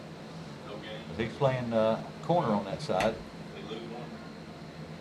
Dalton Bjorn. And Hurdle is playing safety on that side, so both could have been in on it. I When wouldn't 92 mind. goes in for a play and comes back out. They ought to put number 92 in there on the offense. All right, it's going to be 3rd and 15 from the 17. From their own 17, 2 wide to the right. Quarterback wants to throw, drop straight back. He's got a man down long down the field. And he got it. And he's going to be tackled, but not until he gets down to the 40-yard line. And he was tackled by who else? Super D. Super deep. He saved another touchdown. That's 2 touchdowns he saved. I knew whoever's covering him, I think it's number 3, covering number 15. He got about 6-7 inches on him. Yeah, like I said, Coach Garner said their wideouts said they look like college Yeah. wideouts. He said I said, well, that means we got to put pressure on the quarterback. And he said, yeah, that's the plan. We ain't putting enough on quick enough. Evidently. Yeah. The ball is across But you have to say that makes their offensive line good. about the 38-yard line. All right, 4 minutes and 55 seconds to go. 3rd quarter. Ripley on top, 9-8. Southside with the ball. 1st and 10 at the Tiger 38. Quarterback throws a swing pass out to the running back, and he is hit immediately. He still fights forward though, and maybe he gets up to the 40-yard line to pick up. No, he actually loses back to the 40, so he loses about 3 yards. So should make it 3rd and about 12 or 13. I think that was just second play. Is it Well, now 3rd? they move it again, so it's at the 39, so it'll be, now they're saying 2nd and 11. 4 minutes and 10 seconds to go in this 3rd quarter. Ripley hanging on by the skin of their teeth. 2 wide left, 1 to the right. 3 wide left. Quarterback wants to throw, looking to his left, chased out of the pocket, and he throws it over the middle, and he was hit just about to turn the ball. Now that was one. I could almost say that was pass interference against Ripley. Yeah. It looked like he hit him maybe before the ball got there. But it looked like number 40 for the Tigers and another player ran into each Yeah, other. he's still down on the field, number 40. That's 40 is Dalton Rogers. yeah. And he's still down. So we hope, and I think it's cramped. They're working on it like it's cramped. So Yeah, Southside got it. yeah, both kids got cramps. I hate it because we ain't got no Yeah. roster on them. Gotta give a shout out to our Coach Cruz that was here. He did a great job for 7 years here, brought us out of the cellars back into being competitive, and wish him the best on the season. He had a rough start last night. They played Martin Westview and got beat up on pretty good, but Martin Westview is a really good team, and they've got a quarterback that I think everybody in the country is going to want. He's just a freshman, and last night he was 11 for 13 for, I think, 260 yards and 7 touchdowns. Had 6 of them in the first half. Wow. So and he was actually, my understanding, he was offered a scholarship to Oregon when he was in the 7th grade. Wow. So I mean, he's the real deal. I wondered if he lived up. To me, he looks better than his brother did, and he's a freshman, and I saw his brother when he was a junior and senior. He may just have better receivers. I don't know. Score update on Haywood and Pure Academy. Haywood 23, Pure Academy 14 at the half. I see Henry County over Brighton, 35-7. Yeah. Gleason 28-22 over Fulton County, Kentucky. Dyersburg's falling further behind, 28-10. Yeah, I made that a while ago. You know, Oh, yeah. Man, that's a surprise to me. 4 minutes exactly to go, third quarter. Ripley has 1 wide to the right, 2 to the left. Oh, excuse me. That's the defense. Ripley, on defense, they hand the ball off. Southside Hawks do going out to the right side. And pick up a couple maybe. It still makes them make it 4th down and about 9 it appears. I don't think they punted tonight, so I'm guessing they're maybe go for it again. Yeah. Don't see any personnel changes. If I was them, I'd go number 15 for the Hawks, because he's the tallest receiver they got, and he's a good athlete. Yeah, he go up and get a ball now. You can see him out here. He looks like he's 6'2" or 3 anyway. Oh yeah, I'd say he looks like he's 6'3" or 4 because Sammy's 6'2". Yeah. All right, the Hawks will have 2 wide to the left, 2 wide to the right. Quarterback drops straight back. They going Looking to. throw. Chased out of the pocket, but he's going to scramble, carry the ball himself. Now he's going to throw it late, and it's complete. Down close to the end zone. He's going to get to the end zone or into the end zone. He gets down to the 1 yard line. And again, I think that was the Loach on the tackle. It was. That's 3 touchdowns he's saved. Now they may still get it, but they didn't get it on that play. Yeah, the coverage on that play, what they had the quarterback. Yeah, I think, he scrambled and it looked like he got close to the line of scrimmage to the point where you couldn't throw it anymore. And they came up to make the tackle on him, and evidently he was still behind the line, so he throws it over their head. And Loach was the one with the hustle that got out there and tackled him at looks like from here about the 1 yard line, so it's 1st and goal. It says on the scoreboard from the 1. Well, they fumbled it here last time, or one time before. It'd be nice to do the quarterback's under center this time. He comes to sneak it, and he did fumble the ball. It looked like Ripley got it. On that play, Don't see any indication. Looks like they did recover. So it'll be 2nd down and goal. You asked me before, and I'd asked Coach Cruz before. I said, when you get down close, it's whatever, 2nd and goal from the 2. I said, why do you snap the ball back 4 yards and now you got 6? He's like, because we're used to doing that. He said, when you get under center, you're not used to. He said, that's when you have fumbles. Yeah. And that's been proven tonight. We're down right at the 2-minute mark. Ripley holding on by 1 point, but Southside knocking on the door. 2nd and goal from the 3.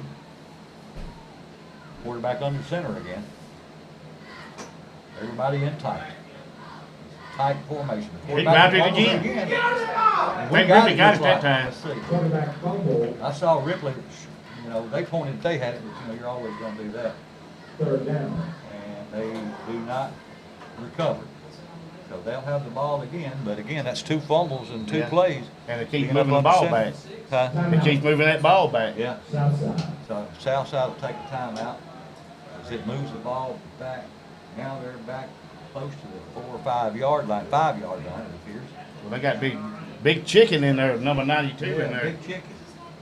Yeah, I would say, don't know, and talk to the coach about it, but I would say in a running situation, he's probably in there to stop up the line, and when it's passed, they need to get back to the quarterback. Maybe they have somebody a little Is quicker. it 0?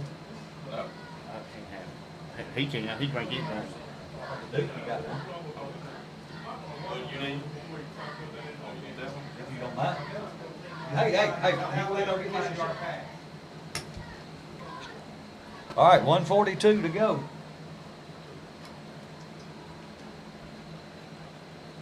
It's 3rd and goal from the 5 for the Hawks.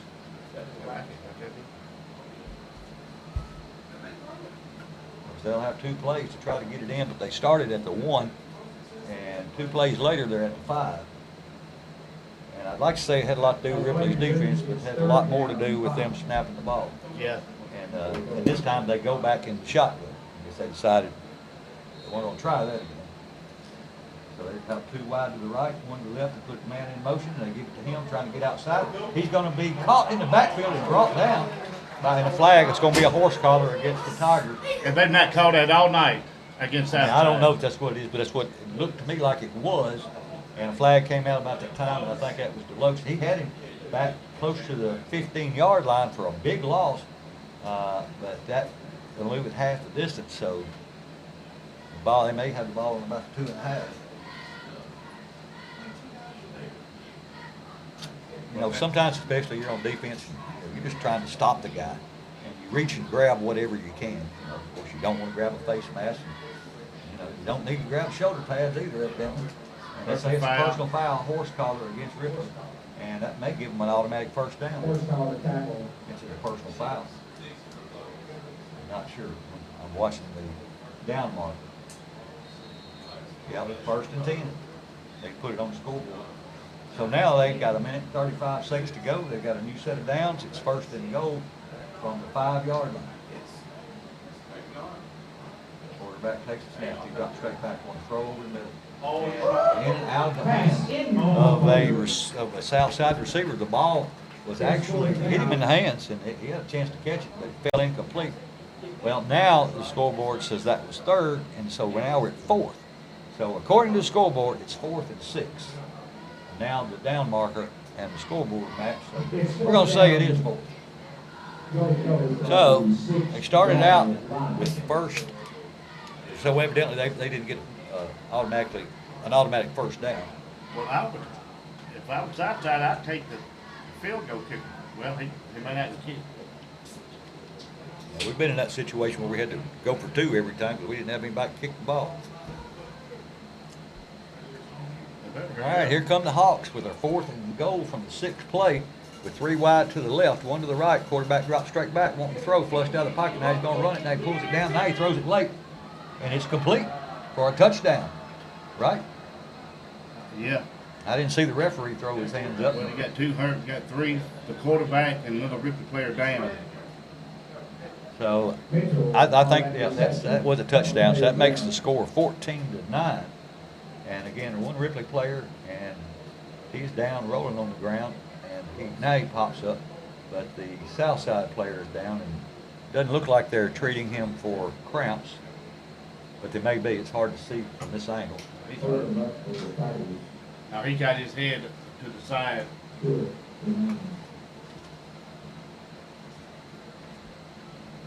A minute and 16 seconds showing on the clock. When play resumes, they'll be going for, I'm guessing, a 2-point conversion, which would make the score 16-9, which would put us. We'd have to have a touchdown and an extra point to tie, or 2 points to go ahead. Yeah, we need to do something here. We just got to get some offense going where we don't have to count on 2-point conversions or extra points.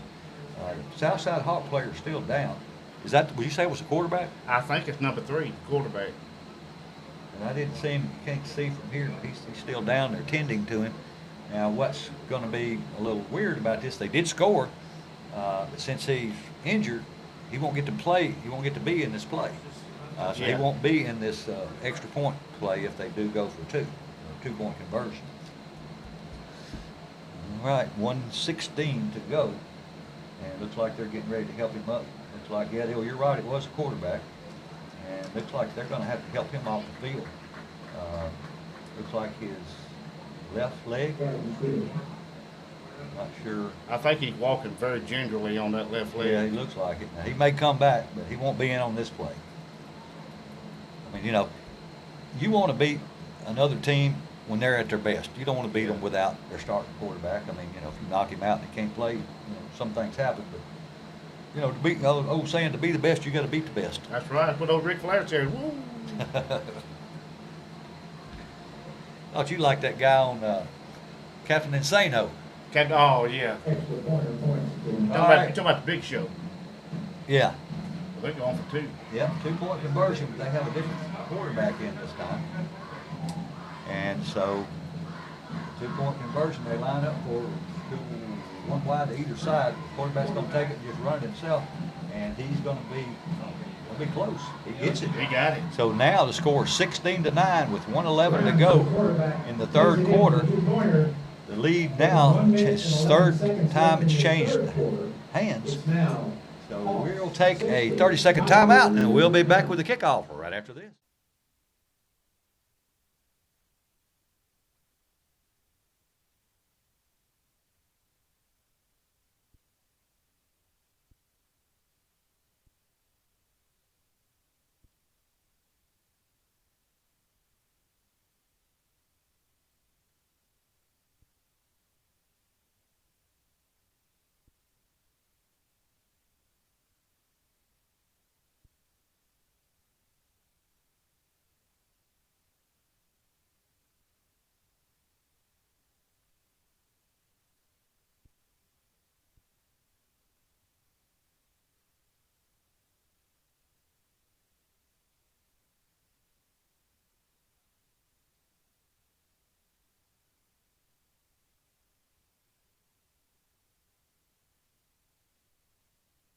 Rosemar, 6. It's slipping.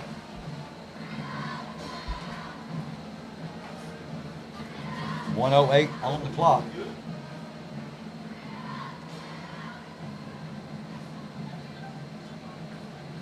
First and 10 for the Tigers from their own 40. Quarterback takes a snap, looks to his left, now he looks to his right. Looking, directing traffic, wanting to throw, now he's going to take it down and run. Gets past the first defender and the second, crosses the 50. He's got the first down as he's pushed out of bounds, ridden out of bounds, and about the 47-yard line, so that'll be a Farm Bureau Insurance Tiger first down. Great job by Sammy running that ball. Absolutely. 47-yard line. Enough to get the first down with 59 or 49 seconds to go until the end of the third quarter. Ripley picks up a first down. They'll send Hurdle wide to the left, the Loach wide to the right, along with Maven. Smith in the gun, takes a snap, looking to throw. He's throwing long downfield down the far side. He's going to overthrow the intended receiver, and it falls incomplete. Looking for a flag, but no flag comes out. Hurdle complaining he grabbed his arm. He might as well. He could have. So that does stop the clock with 27 seconds to go in the third quarter, and we have a Ripley Tiger player down. No, that's Southside. Southside. And looks like cramps again, yeah. First game of the season, you know, you see a lot of that first few games of the season. Well, I can tell you right now, next week ain't going to be no cupcake. No, I can tell you right now, we got to get some offense going for next week, because Crockett, I believe, is a better team than Southside. So if we make mistakes, that's what a good team does. When you make mistakes, they capitalize on Oh, it. yeah, yeah. And if they'd have scored every time we made a mistake, it'd be out of hand by now. Oh, it'd be 70-0. So, you know, I'm sure Coach Garner and his staff, you know, they're going to have a real live game film to evaluate. And I'm sure they'll make some adjustments and work on what they have to this week. Now the player for Southside gets up. So when play resumes, with 27 seconds on the clock, second down and 10, the Tigers at the Southside 47-yard line.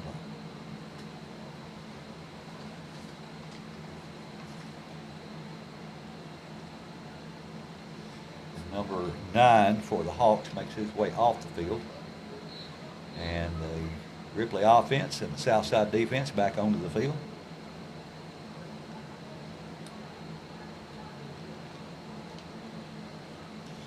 Again, Ripley at the 47-yard line of the Hawks.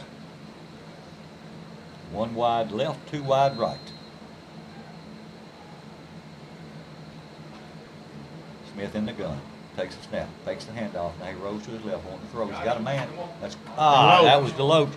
One of the few times you'll see him miss, but he tried to run before he caught the ball. He was looking, the ball was just right in the tip of his hands. He looked around because, you know, he's going to run the ball, but just didn't come down with it. So. Yeah, I thought the ball was a little bit too high. It was a little high, but it was a catchable ball.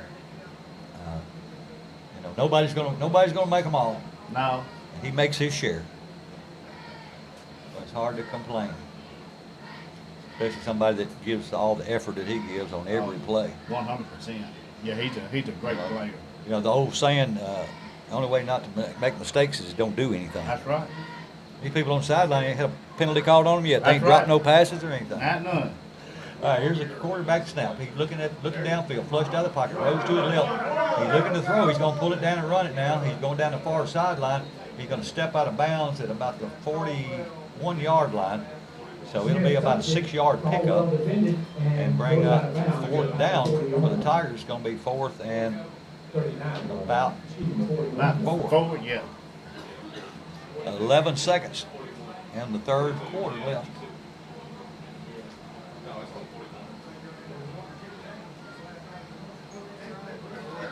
Ripley looks to the sideline to get the call. Hurdle wide to the right. I believe that's Hurdle. Can't see his number. Two wide to the left. That's Hurdle in motion, and the quarterback has to pick the ball up off the ground and run it himself. But he picks up the first down as he gets across the 35 to the 34-yard line. So we'll stop the clock while they move the chains. But that is a Ripley Tiger Farm Bureau Insurance first down. That's the end of the third quarter, I believe. Well, we got 5 seconds on the Oh, clock. do And not sure both teams are going to the sideline. Didn't see a timeout called. Okay, they went ahead and ran it off. They stopped the clock to move and set the down markers, and then it automatically starts.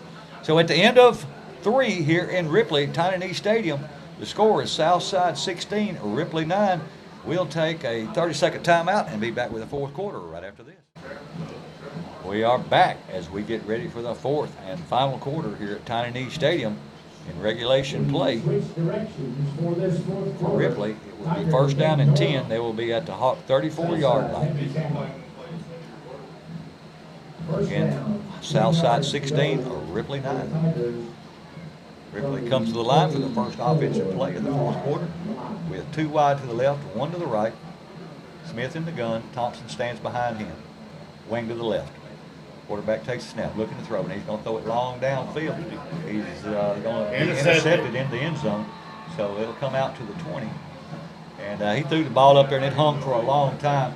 And he actually led the receiver, but the defender was in front of the receiver, and he tracked the ball and was able to come down with it to take that offensive series away from the Tigers. They're done with offense now, and they'll go back on defense. And the ball should come back to the 20-yard line. Oh, it's going to be on the 1-yard line. Man, I can't believe, I guess that's where he came down. I can't believe he would run it out. But that's a good break for us. Yeah, we got to get a big stop here. Get the ball Yeah, we need back. to turn the ball over. We need to fumble the ball, get up under center. You know, because they're at the 1. If they snap in the gun, you know, they're 3 or 4 yards in the end zone. Yeah. And we can get some pressure on him. I didn't see. Or if he goes under center, it may fumble again. Let's see, did 3 come back out? I was gonna say I didn't see him come back out, but I mean I'm not saying he didn't. Well, here come the Hawks to the line. They've got 1 wide to either side. No, I don't think that's number 3 out there. I don't think it is either. Looks like at least 2 numbers on his jersey. It's either 12 or 14. I was thinking maybe 14, but that's a long way off from my old eyes. All right, up under center again. And the quarterback tries to take it straight ahead. And he might have squeezed out a little something. They didn't fumble at that time, it didn't appear. So it'll bring up second down and close to 10. No gain on the play, so it'll be second and 10, ball on the 1-yard line. Well, the good thing about this game, like we have in the past, we're not playing a pushover team. No, we're not playing the Raleigh Egypts and the Frasers we used to play back in the day to try to get 2 wins at the beginning of the season. We play some good competition. We play up. The first 2 games are against 4A schools, and we're 3A. And win or lose, they're not region games. So unless it comes down to some kind of a tiebreaker, it really doesn't affect it. No. All right, here come the Hawks with 11 minutes to go. They have the ball back at their own 1-yard line. And the quarterback takes it. He's going to be almost, he had him in the end zone, and a flag, the play is stopped. It looked like it's safety, so the Tigers get up 2 points. So that'll make it 11-16, and the Tigers will get the ball back. So how they call that safety? He went down with it by I don't know if it was, they must have blown, blown his forward progress. I mean, that's all it could be. Now, if I was Southside, I wouldn't like that call. No. Because he never went down to the ground. A call like that, you like it when it goes your way, and you don't like it when it don't. That's 2 safeties tonight we've got on them, so our defense still has scored all 11 points. Right. But we're only down by 5, so a touchdown will put us up by 1, and we get the ball back. They'll be either punting or kicking from their own 20. And I still say that's still bad when your defense scores all the points. Oh yeah, it's terrible for your offense. Now they've got the ROTC people. They're doing push-ups every time Ripley scores, and we've got them down about the 10-yard line, and they're, I guess, doing 11 push-ups because that's how many points we've got.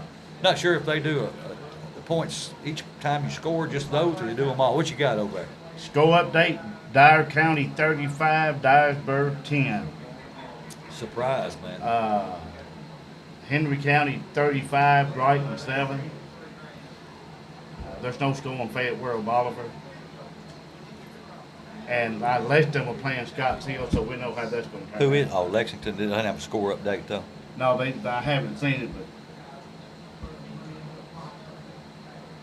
So Covington won last night. yeah, they won 35-0 over Mumford. And of course, Martin Westview won. And hey, did you get an update on the Huntington? Yeah, a while ago, Huntington was leading by 7. They were playing McKenzie, right? They was. It was 21-14, You know, I believe. McKenzie's got a new coach this year. Milan's got a new coach. Lexington's got a new coach. Dresden's got a new coach, and Ripley's got a new coach. It was a domino effect. So they're going to be punting from their own 20. Ripley has a deep back at the 30 and at the 35, and then 2 around the 50, and everybody else up close to the 30. It didn't look like they were going to punt. His punt was going very far last time, but it ended up being a nice punt. Jackson Central Mary 54, Liberty 0. All right, here we go. Here is the punt, and it's another good punt. It's going to hit and be taken at the 41, crosses the 50, and tries to get outside, crosses the 45, and down to the 40. So good return for the Tigers. They'll have the ball in Southside territory. That was number 30 on the reception for the Tigers, and number 30 is Terrion Curry. He is a 5'9", 185-pound senior. So it'll be first down and 10 for the Tigers in the 4th and final quarter with 10:50 on the clock, and the Tigers trailed the Southside Hawks 11-16.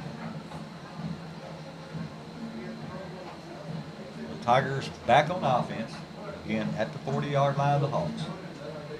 Tigers got 2 wide to the right, 1 to the left. Wing to the right. The wing is Deloach.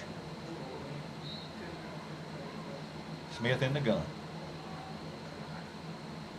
Takes a snap. Looking, throws it in between. I'm not sure if he was intended for Hurdle or Deloach. It kind of floats off in between them and falls incomplete as he was chased out of the pocket, rolling to his right when he made that pass. So it falls incomplete. Stops the clock at 10:46. It'll be second down 10 again from the 40. Lake County 24, O'Brien County 0.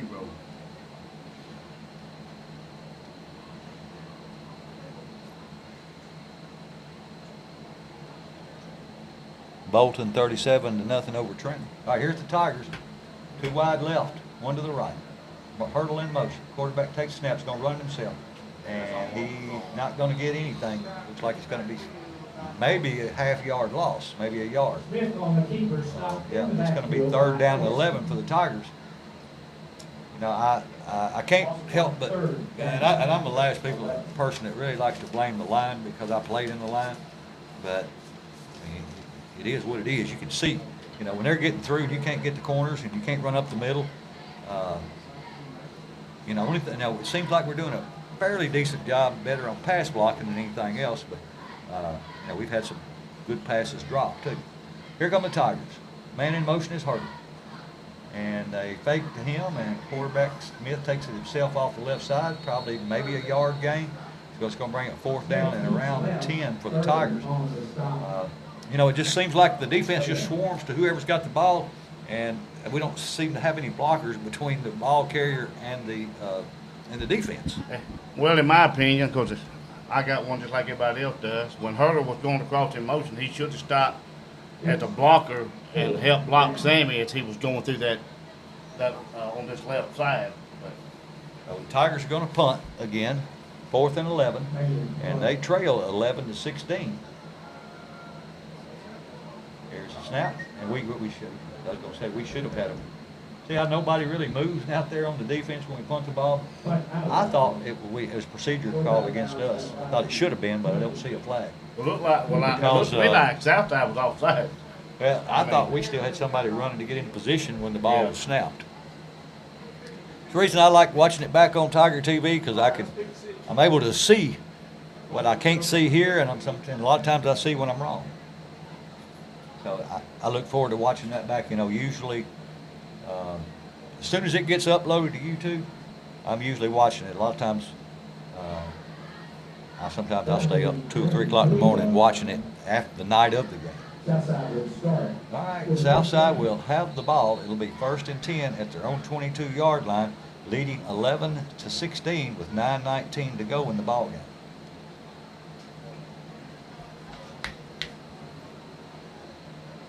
And let's see, they do still have a different quarterback in. 2 wide left, 2 wide right, and a timeout appears. Now they're moving the ball to the inside the hash mark. So 2 wide to either side for the Hawks. Quarterback's just going to run it, and he's cut back inside, but he has a couple of blockers, but we get him after maybe a yard or so gain off the left side. Yeah, This quarterback, he seems to be, I mean, you know, he's obviously not the starting quarterback, and I don't think he's thrown the ball yet. He's just, you know, he ran the ball, handed it off or run it. Most of the time, he just ran it himself. So they may just have a running back trying to, you know, play quarterback just enough to run the ball. Well, then they just ran into another quarterback. Okay, he did pick up about 4. So it'd be 2nd down and 6. 2 wide to either side. High snap, quarterback takes it down. See again, just running himself off to the left, and he picks up a couple more. Did he get the first down? Yeah, he got the first down, didn't he? No, I think he's gonna. Looks like he's gonna be about the 31.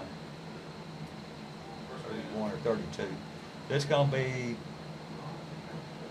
3rd down. Third down. Oh, it is 1st down. You're right. Change of moving. It will be a So first that down. will move the sticks. For Southside. Ball out to the 34-yard line of the Tigers, or the Hawks. They're at their own 34. Time becoming a factor now, 8:30 to go in the game. Ripley trails by 5. Hawks to the line. Number 14, the quarterback, carrying it himself again. And nice gain as he crosses the 40 to about the 41. So about a 6-yard pickup. And we should be able to stop him because he's just taking the ball and running it. He had handed it off.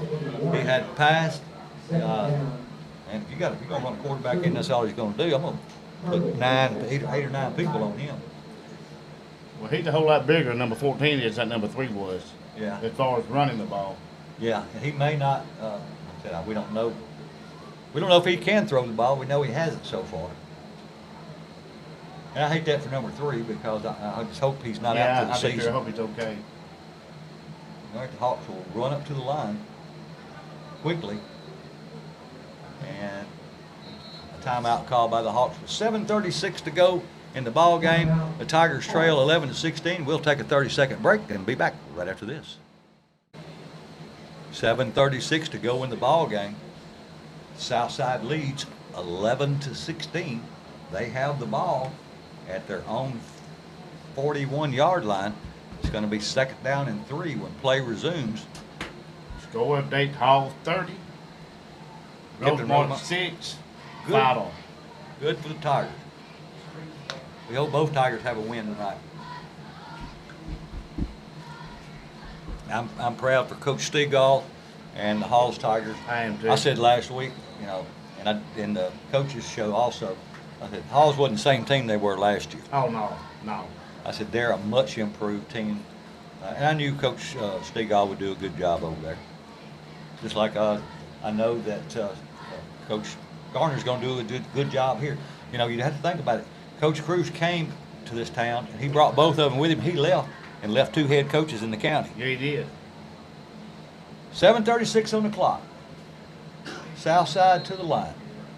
2 wide right, 2 wide left. One to the left goes in motion. They fake the ball to him. The quarterback's running it to his right. We're going to catch him in the backfield this time. He's going to lose about 10 yards. Now, that's what you got to do because that's all he's ever done is ran the ball right or left.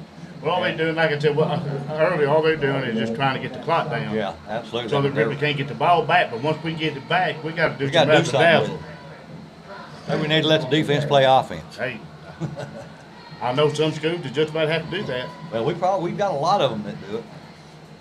7 minutes to go in the game. It's 3rd down and 9. Looks like 3rd and 8 for the Hawks. Ball is on the 36-yard line. Quarterback takes a snap. He hands it off. This time he's caught in the backfield and brought down for another loss by, let's see, who was that? Sammy, wasn't it? I think it was. Yep, that was. Sammy Smith catches him for a loss behind. So now it's going to be They're going to punt. 4th down and about 14 or 15 from their own 30-yard line. Well, yeah, it was So, like, you're right. It does appear this will be the first punt of the game.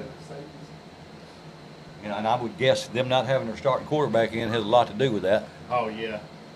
because they don't want to turn the ball over, down that deep in the end zone when they haven't shown that they can pass the ball. But I'm gonna show you something. Once he went out, All right, there should be a delay of game. The clock just went all the way down. yeah, it is. Well, They called a timeout before it ran I out. ripped all time out. No, you're right, Southside. That's right. I had my thighs back. Well, what I started to tell you, if you notice when that quarterback went out, so did that big receiver. Oh, I didn't notice that. Yeah. Oh, so he's out too. Well, I'm not saying he's out because he hurt. I'm saying he's out because Oh, he took him out of the game because he. of the Quarterback can't throw to situation. him. Yeah. Yeah. I would still think that I would line him up in a slot or a wing, and try to hand the ball to him, because he seems to be such a good athlete. Now Decatur County Riverside lost tonight 20-10 over Kiowa. But now you got was that a one Yeah, A 6A school and a 1 or 2A? 2A, I want to say. It may be. And they won the state title last year, I believe. Decatur County. I think you're right. I know they went deep. I think you're right. MUS is getting beat by Bartlett 27-10 in the fourth quarter. You know who's the coach at Bartlett? I ain't got a clue. Coach used to be at Haywood, Coach Smith. Oh, is it? Yeah. Oh, okay. All right, punting for the first time tonight, the Hawks from their 30-yard line is the line of scrimmage. It'll be 4th down and 14 with 6:05 to go in the game. Ripley will get the ball back, but they're trailing 16-11. The Tigers have one back deep. And it's a low snap and not a really good kick. And Deloach going to take it himself on the bounce and run it down to across the 50 to about the 40-yard line. He was actually going to let it just roll and just happened to bounce in the air right in front of him. So, Yeah. He's always Johnny on the spot. He's like Crowder used to be. Well, as tough as he is, I wouldn't mind seeing him in the backfield. He ran the ball some last week, but he hurt his knee a little bit last Yeah. week, so I think they're trying not to put him in a position where he might get hurt again. But that's a Farm Bureau Insurance Ripley Tigers first down as they start this offensive drive from the 37-yard line. Hurdle in motion. They hand it to her, trying to get outside. Still trying to get outside. Now breaks it back in for 2 or 3 yards. This needs to be a sustained drive, and we need to put points on the board. Yes, we do, Mike. We don't. I mean, we want to win this game. We got to score on this drive. You're right. If nobody scores anymore, we're done. We lose. Yep. Actually, little game on that. But like I said, I know Coach Garner and his staff. They'll have film to evaluate. They'll make some adjustments, and they'll get better as the season goes, and so will everybody else. All right, 5:15 to go. Ripley with 2 wide left, 1 to the right. Smith in the gun. 4 seconds on the play clock. Just got it off. Smith takes himself, started up the middle, and he's going to be brought down behind the line of scrimmage. About a 3 or 4 yard loss as we go under the 5-minute mark. Yeah, I'm going to say, and to go on the record and say that offensive line is not doing their job. Yeah. I don't know. Can't tell you what. I'm good at telling people what the problem is, but Yeah, me too. I'm not as good with the answer. All right, it's going to be 3rd down and 13 for the Tigers at the Southside 41-yard line. We're going to have in the wing back to the left is going to be Deloach, and wide out to the near side, one of them is Hurdle. And They'll take a timeout. yeah, had to take a timeout because time was about to go out. You hate to, 4:23 to go in the game. You'd like to save them timeouts in case you get down, to the last minute or so and you're trying to score. But you have to do what you have to do. You didn't want to take a 5-yard penalty there when it's already 3rd and 13. You didn't want to make it 3rd and 18. I mean, the kids are doing what they're told to do. Yeah, I mean they're not they're not smooth yet. They're not slick. It's going to take a minute. And like I said, all the other teams there, I mean, even the ones that are winning, I guarantee you they're still making a lot of mistakes, and they'll still get better as the season goes.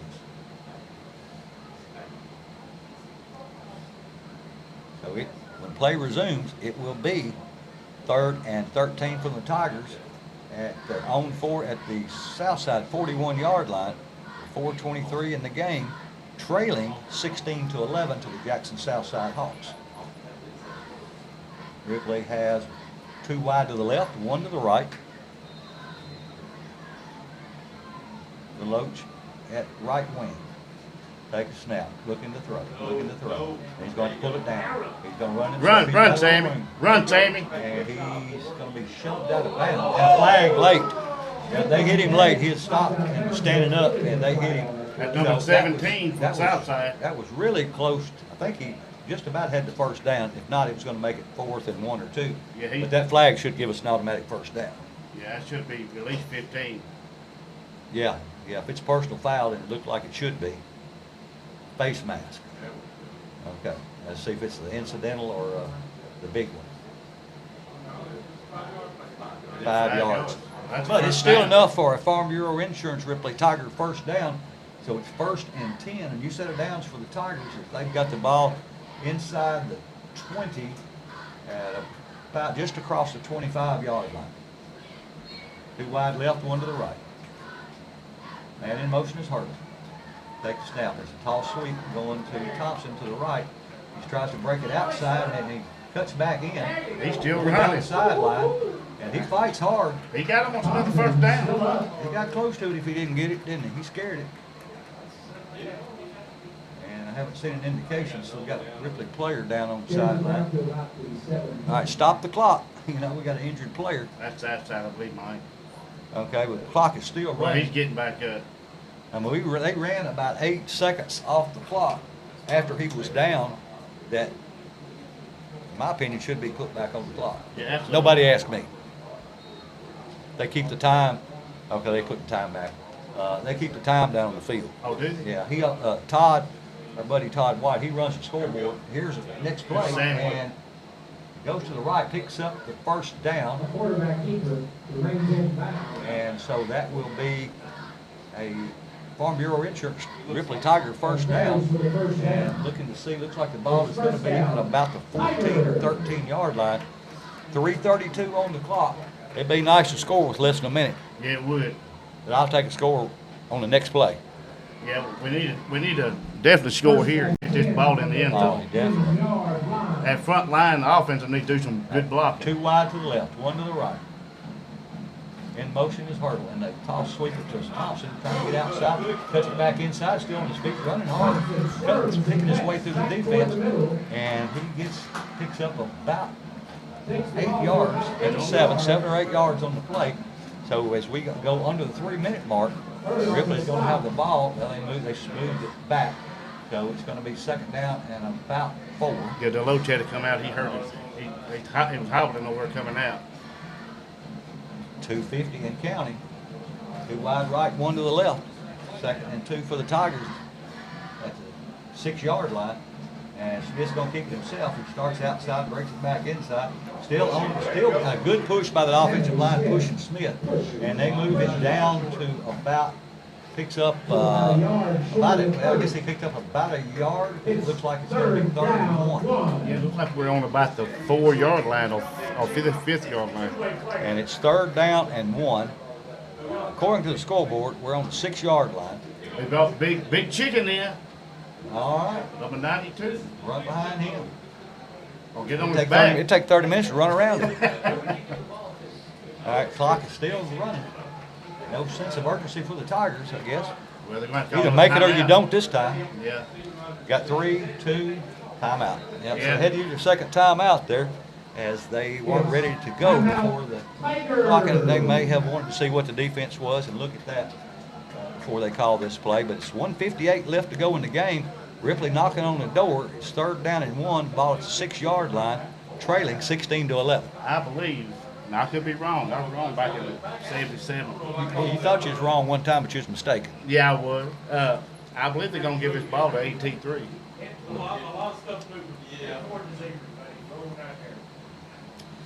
Well, I don't care who they give it to as long as they get in the end I zone. don't care if they give it to Leroy. They give it to Big Chicken. I don't care. Yeah, that's right. Man, I tell you what they give to him, he ain't gonna bring it down. I mean, they ain't gonna bring him down. You know, I'm looking at cheerleaders out here, and I think I can pick out Stick Baby and Twig. Because if you look at the cheerleaders, that you know their name, I'm not gonna say fits them, but you can see where it comes from. It's 3rd and All right, here we go. The Tigers, with 1:58 on the clock, have the ball at the 6-yard line of the Southside Hawks. It's 3rd down and 1. The Tigers trail 16-11 as they come in with a tight formation except one wide to the left. Smith under center. He pushes straight forward this time. And Told you, it's an AT3. You're right. He didn't give it any fumble. No, I think he was out of bounds. That's good. That stopped the clock. we got a first down. We got a first down as the Farm Bureau Insurance first downs. So the Tigers will have the ball first and goal from the ball appears to be on looks like about the 5-yard line. I think Greg just said the 2. And goal from Yeah, that ball's at the 2. for Ripley. I was looking at the yard marker over there, the down marker.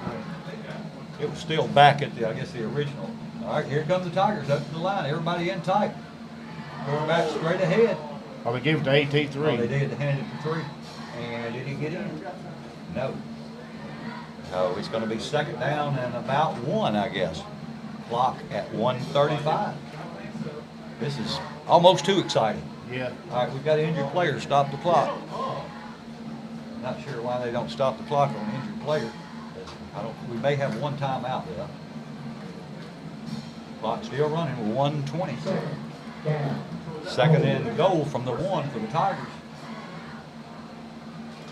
Finish this drive. He got They it. got, no, yes. No, he fumbled the ball. That's what I thought. No, he didn't. No? Oh, did he? I can't tell. Yeah, I think you're right. We Ball fumbled. falls to the ground, recovered by Southside. Yes, we fumbled and Southside recovered. That's ball with game. 1 minute to go, unless we get a safety and get the ball back. We're gonna have to get it. Well, we still got a shot because the ball is at about the 1-yard line. And we've gotten 2 safeties on them already. Of course, the safety won't put us ahead, but it'll give us the ball back. Yeah. All right. I didn't see who was the ball carrier on that play. I thought Sammy carried it himself. Now I could be wrong. Everything was so tight and everybody was Yeah. so bunched up. It was hard to. I couldn't tell really who had the ball.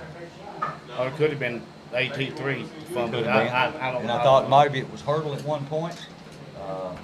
So I don't know. First and 10. Again, go back and watch it. We can see.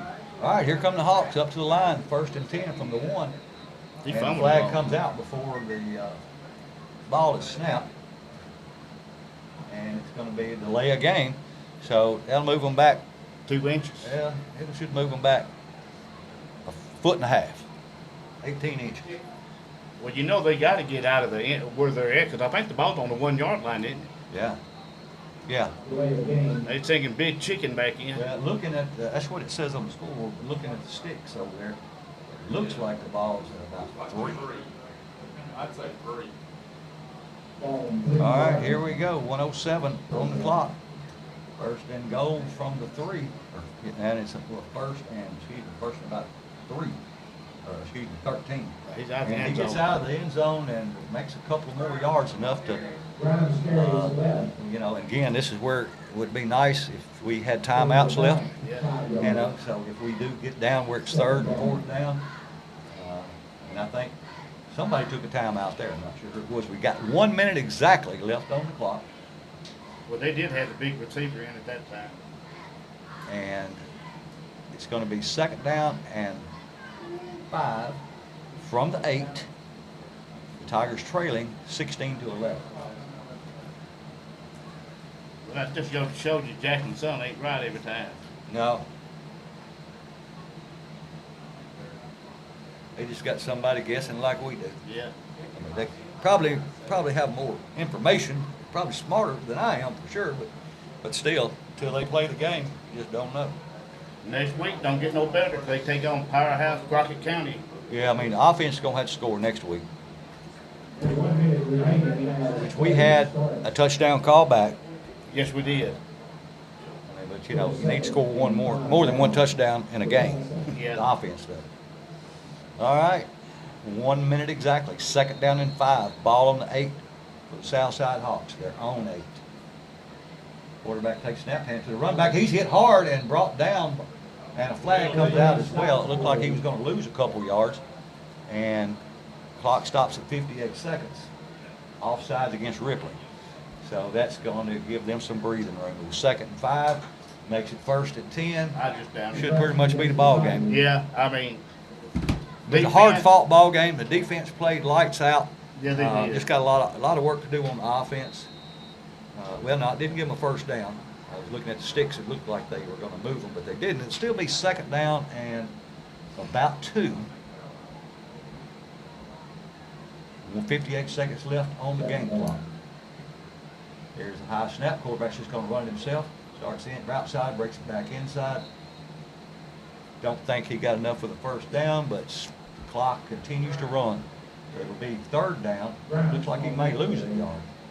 It's going to be 3rd down and about 3.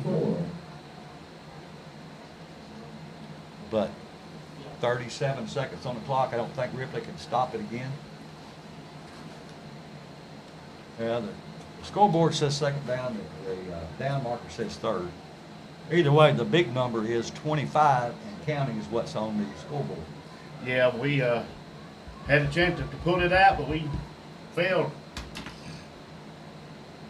All right, the Tigers' defense, as they hand the ball off and run to the left, and he gets, let's see, no, that's the final play of the game. Ripley can't stop it. So Ripley's going to fall to 0-1, first game of the season against the Southside Hawks, 16-11, and a heartbreaker because Ripley had some. The defense played great. The offense just left a lot to be desired. Sammy Smith was a workhorse tonight. Yeah, he was. And he played well on offense and defense. And he had a defensive, he had an interception call back. Yeah, I think he played better on defense than did offense. But at any rate, next Friday night, the Ripley Tigers will travel to Crockett County to try to even up the record as they fall to 0-1. So be sure to come to Crockett County next Friday night for the Ripley Tigers as they take their 2nd game on the road to the Crockett County Cavaliers. And that's going to do it. And that's going to be A a tough game here. I mean, there. From Tiny Knee Stadium, this is Mike White and Tracy Crazy Horse wishing everybody a good night and God bless. Yeah.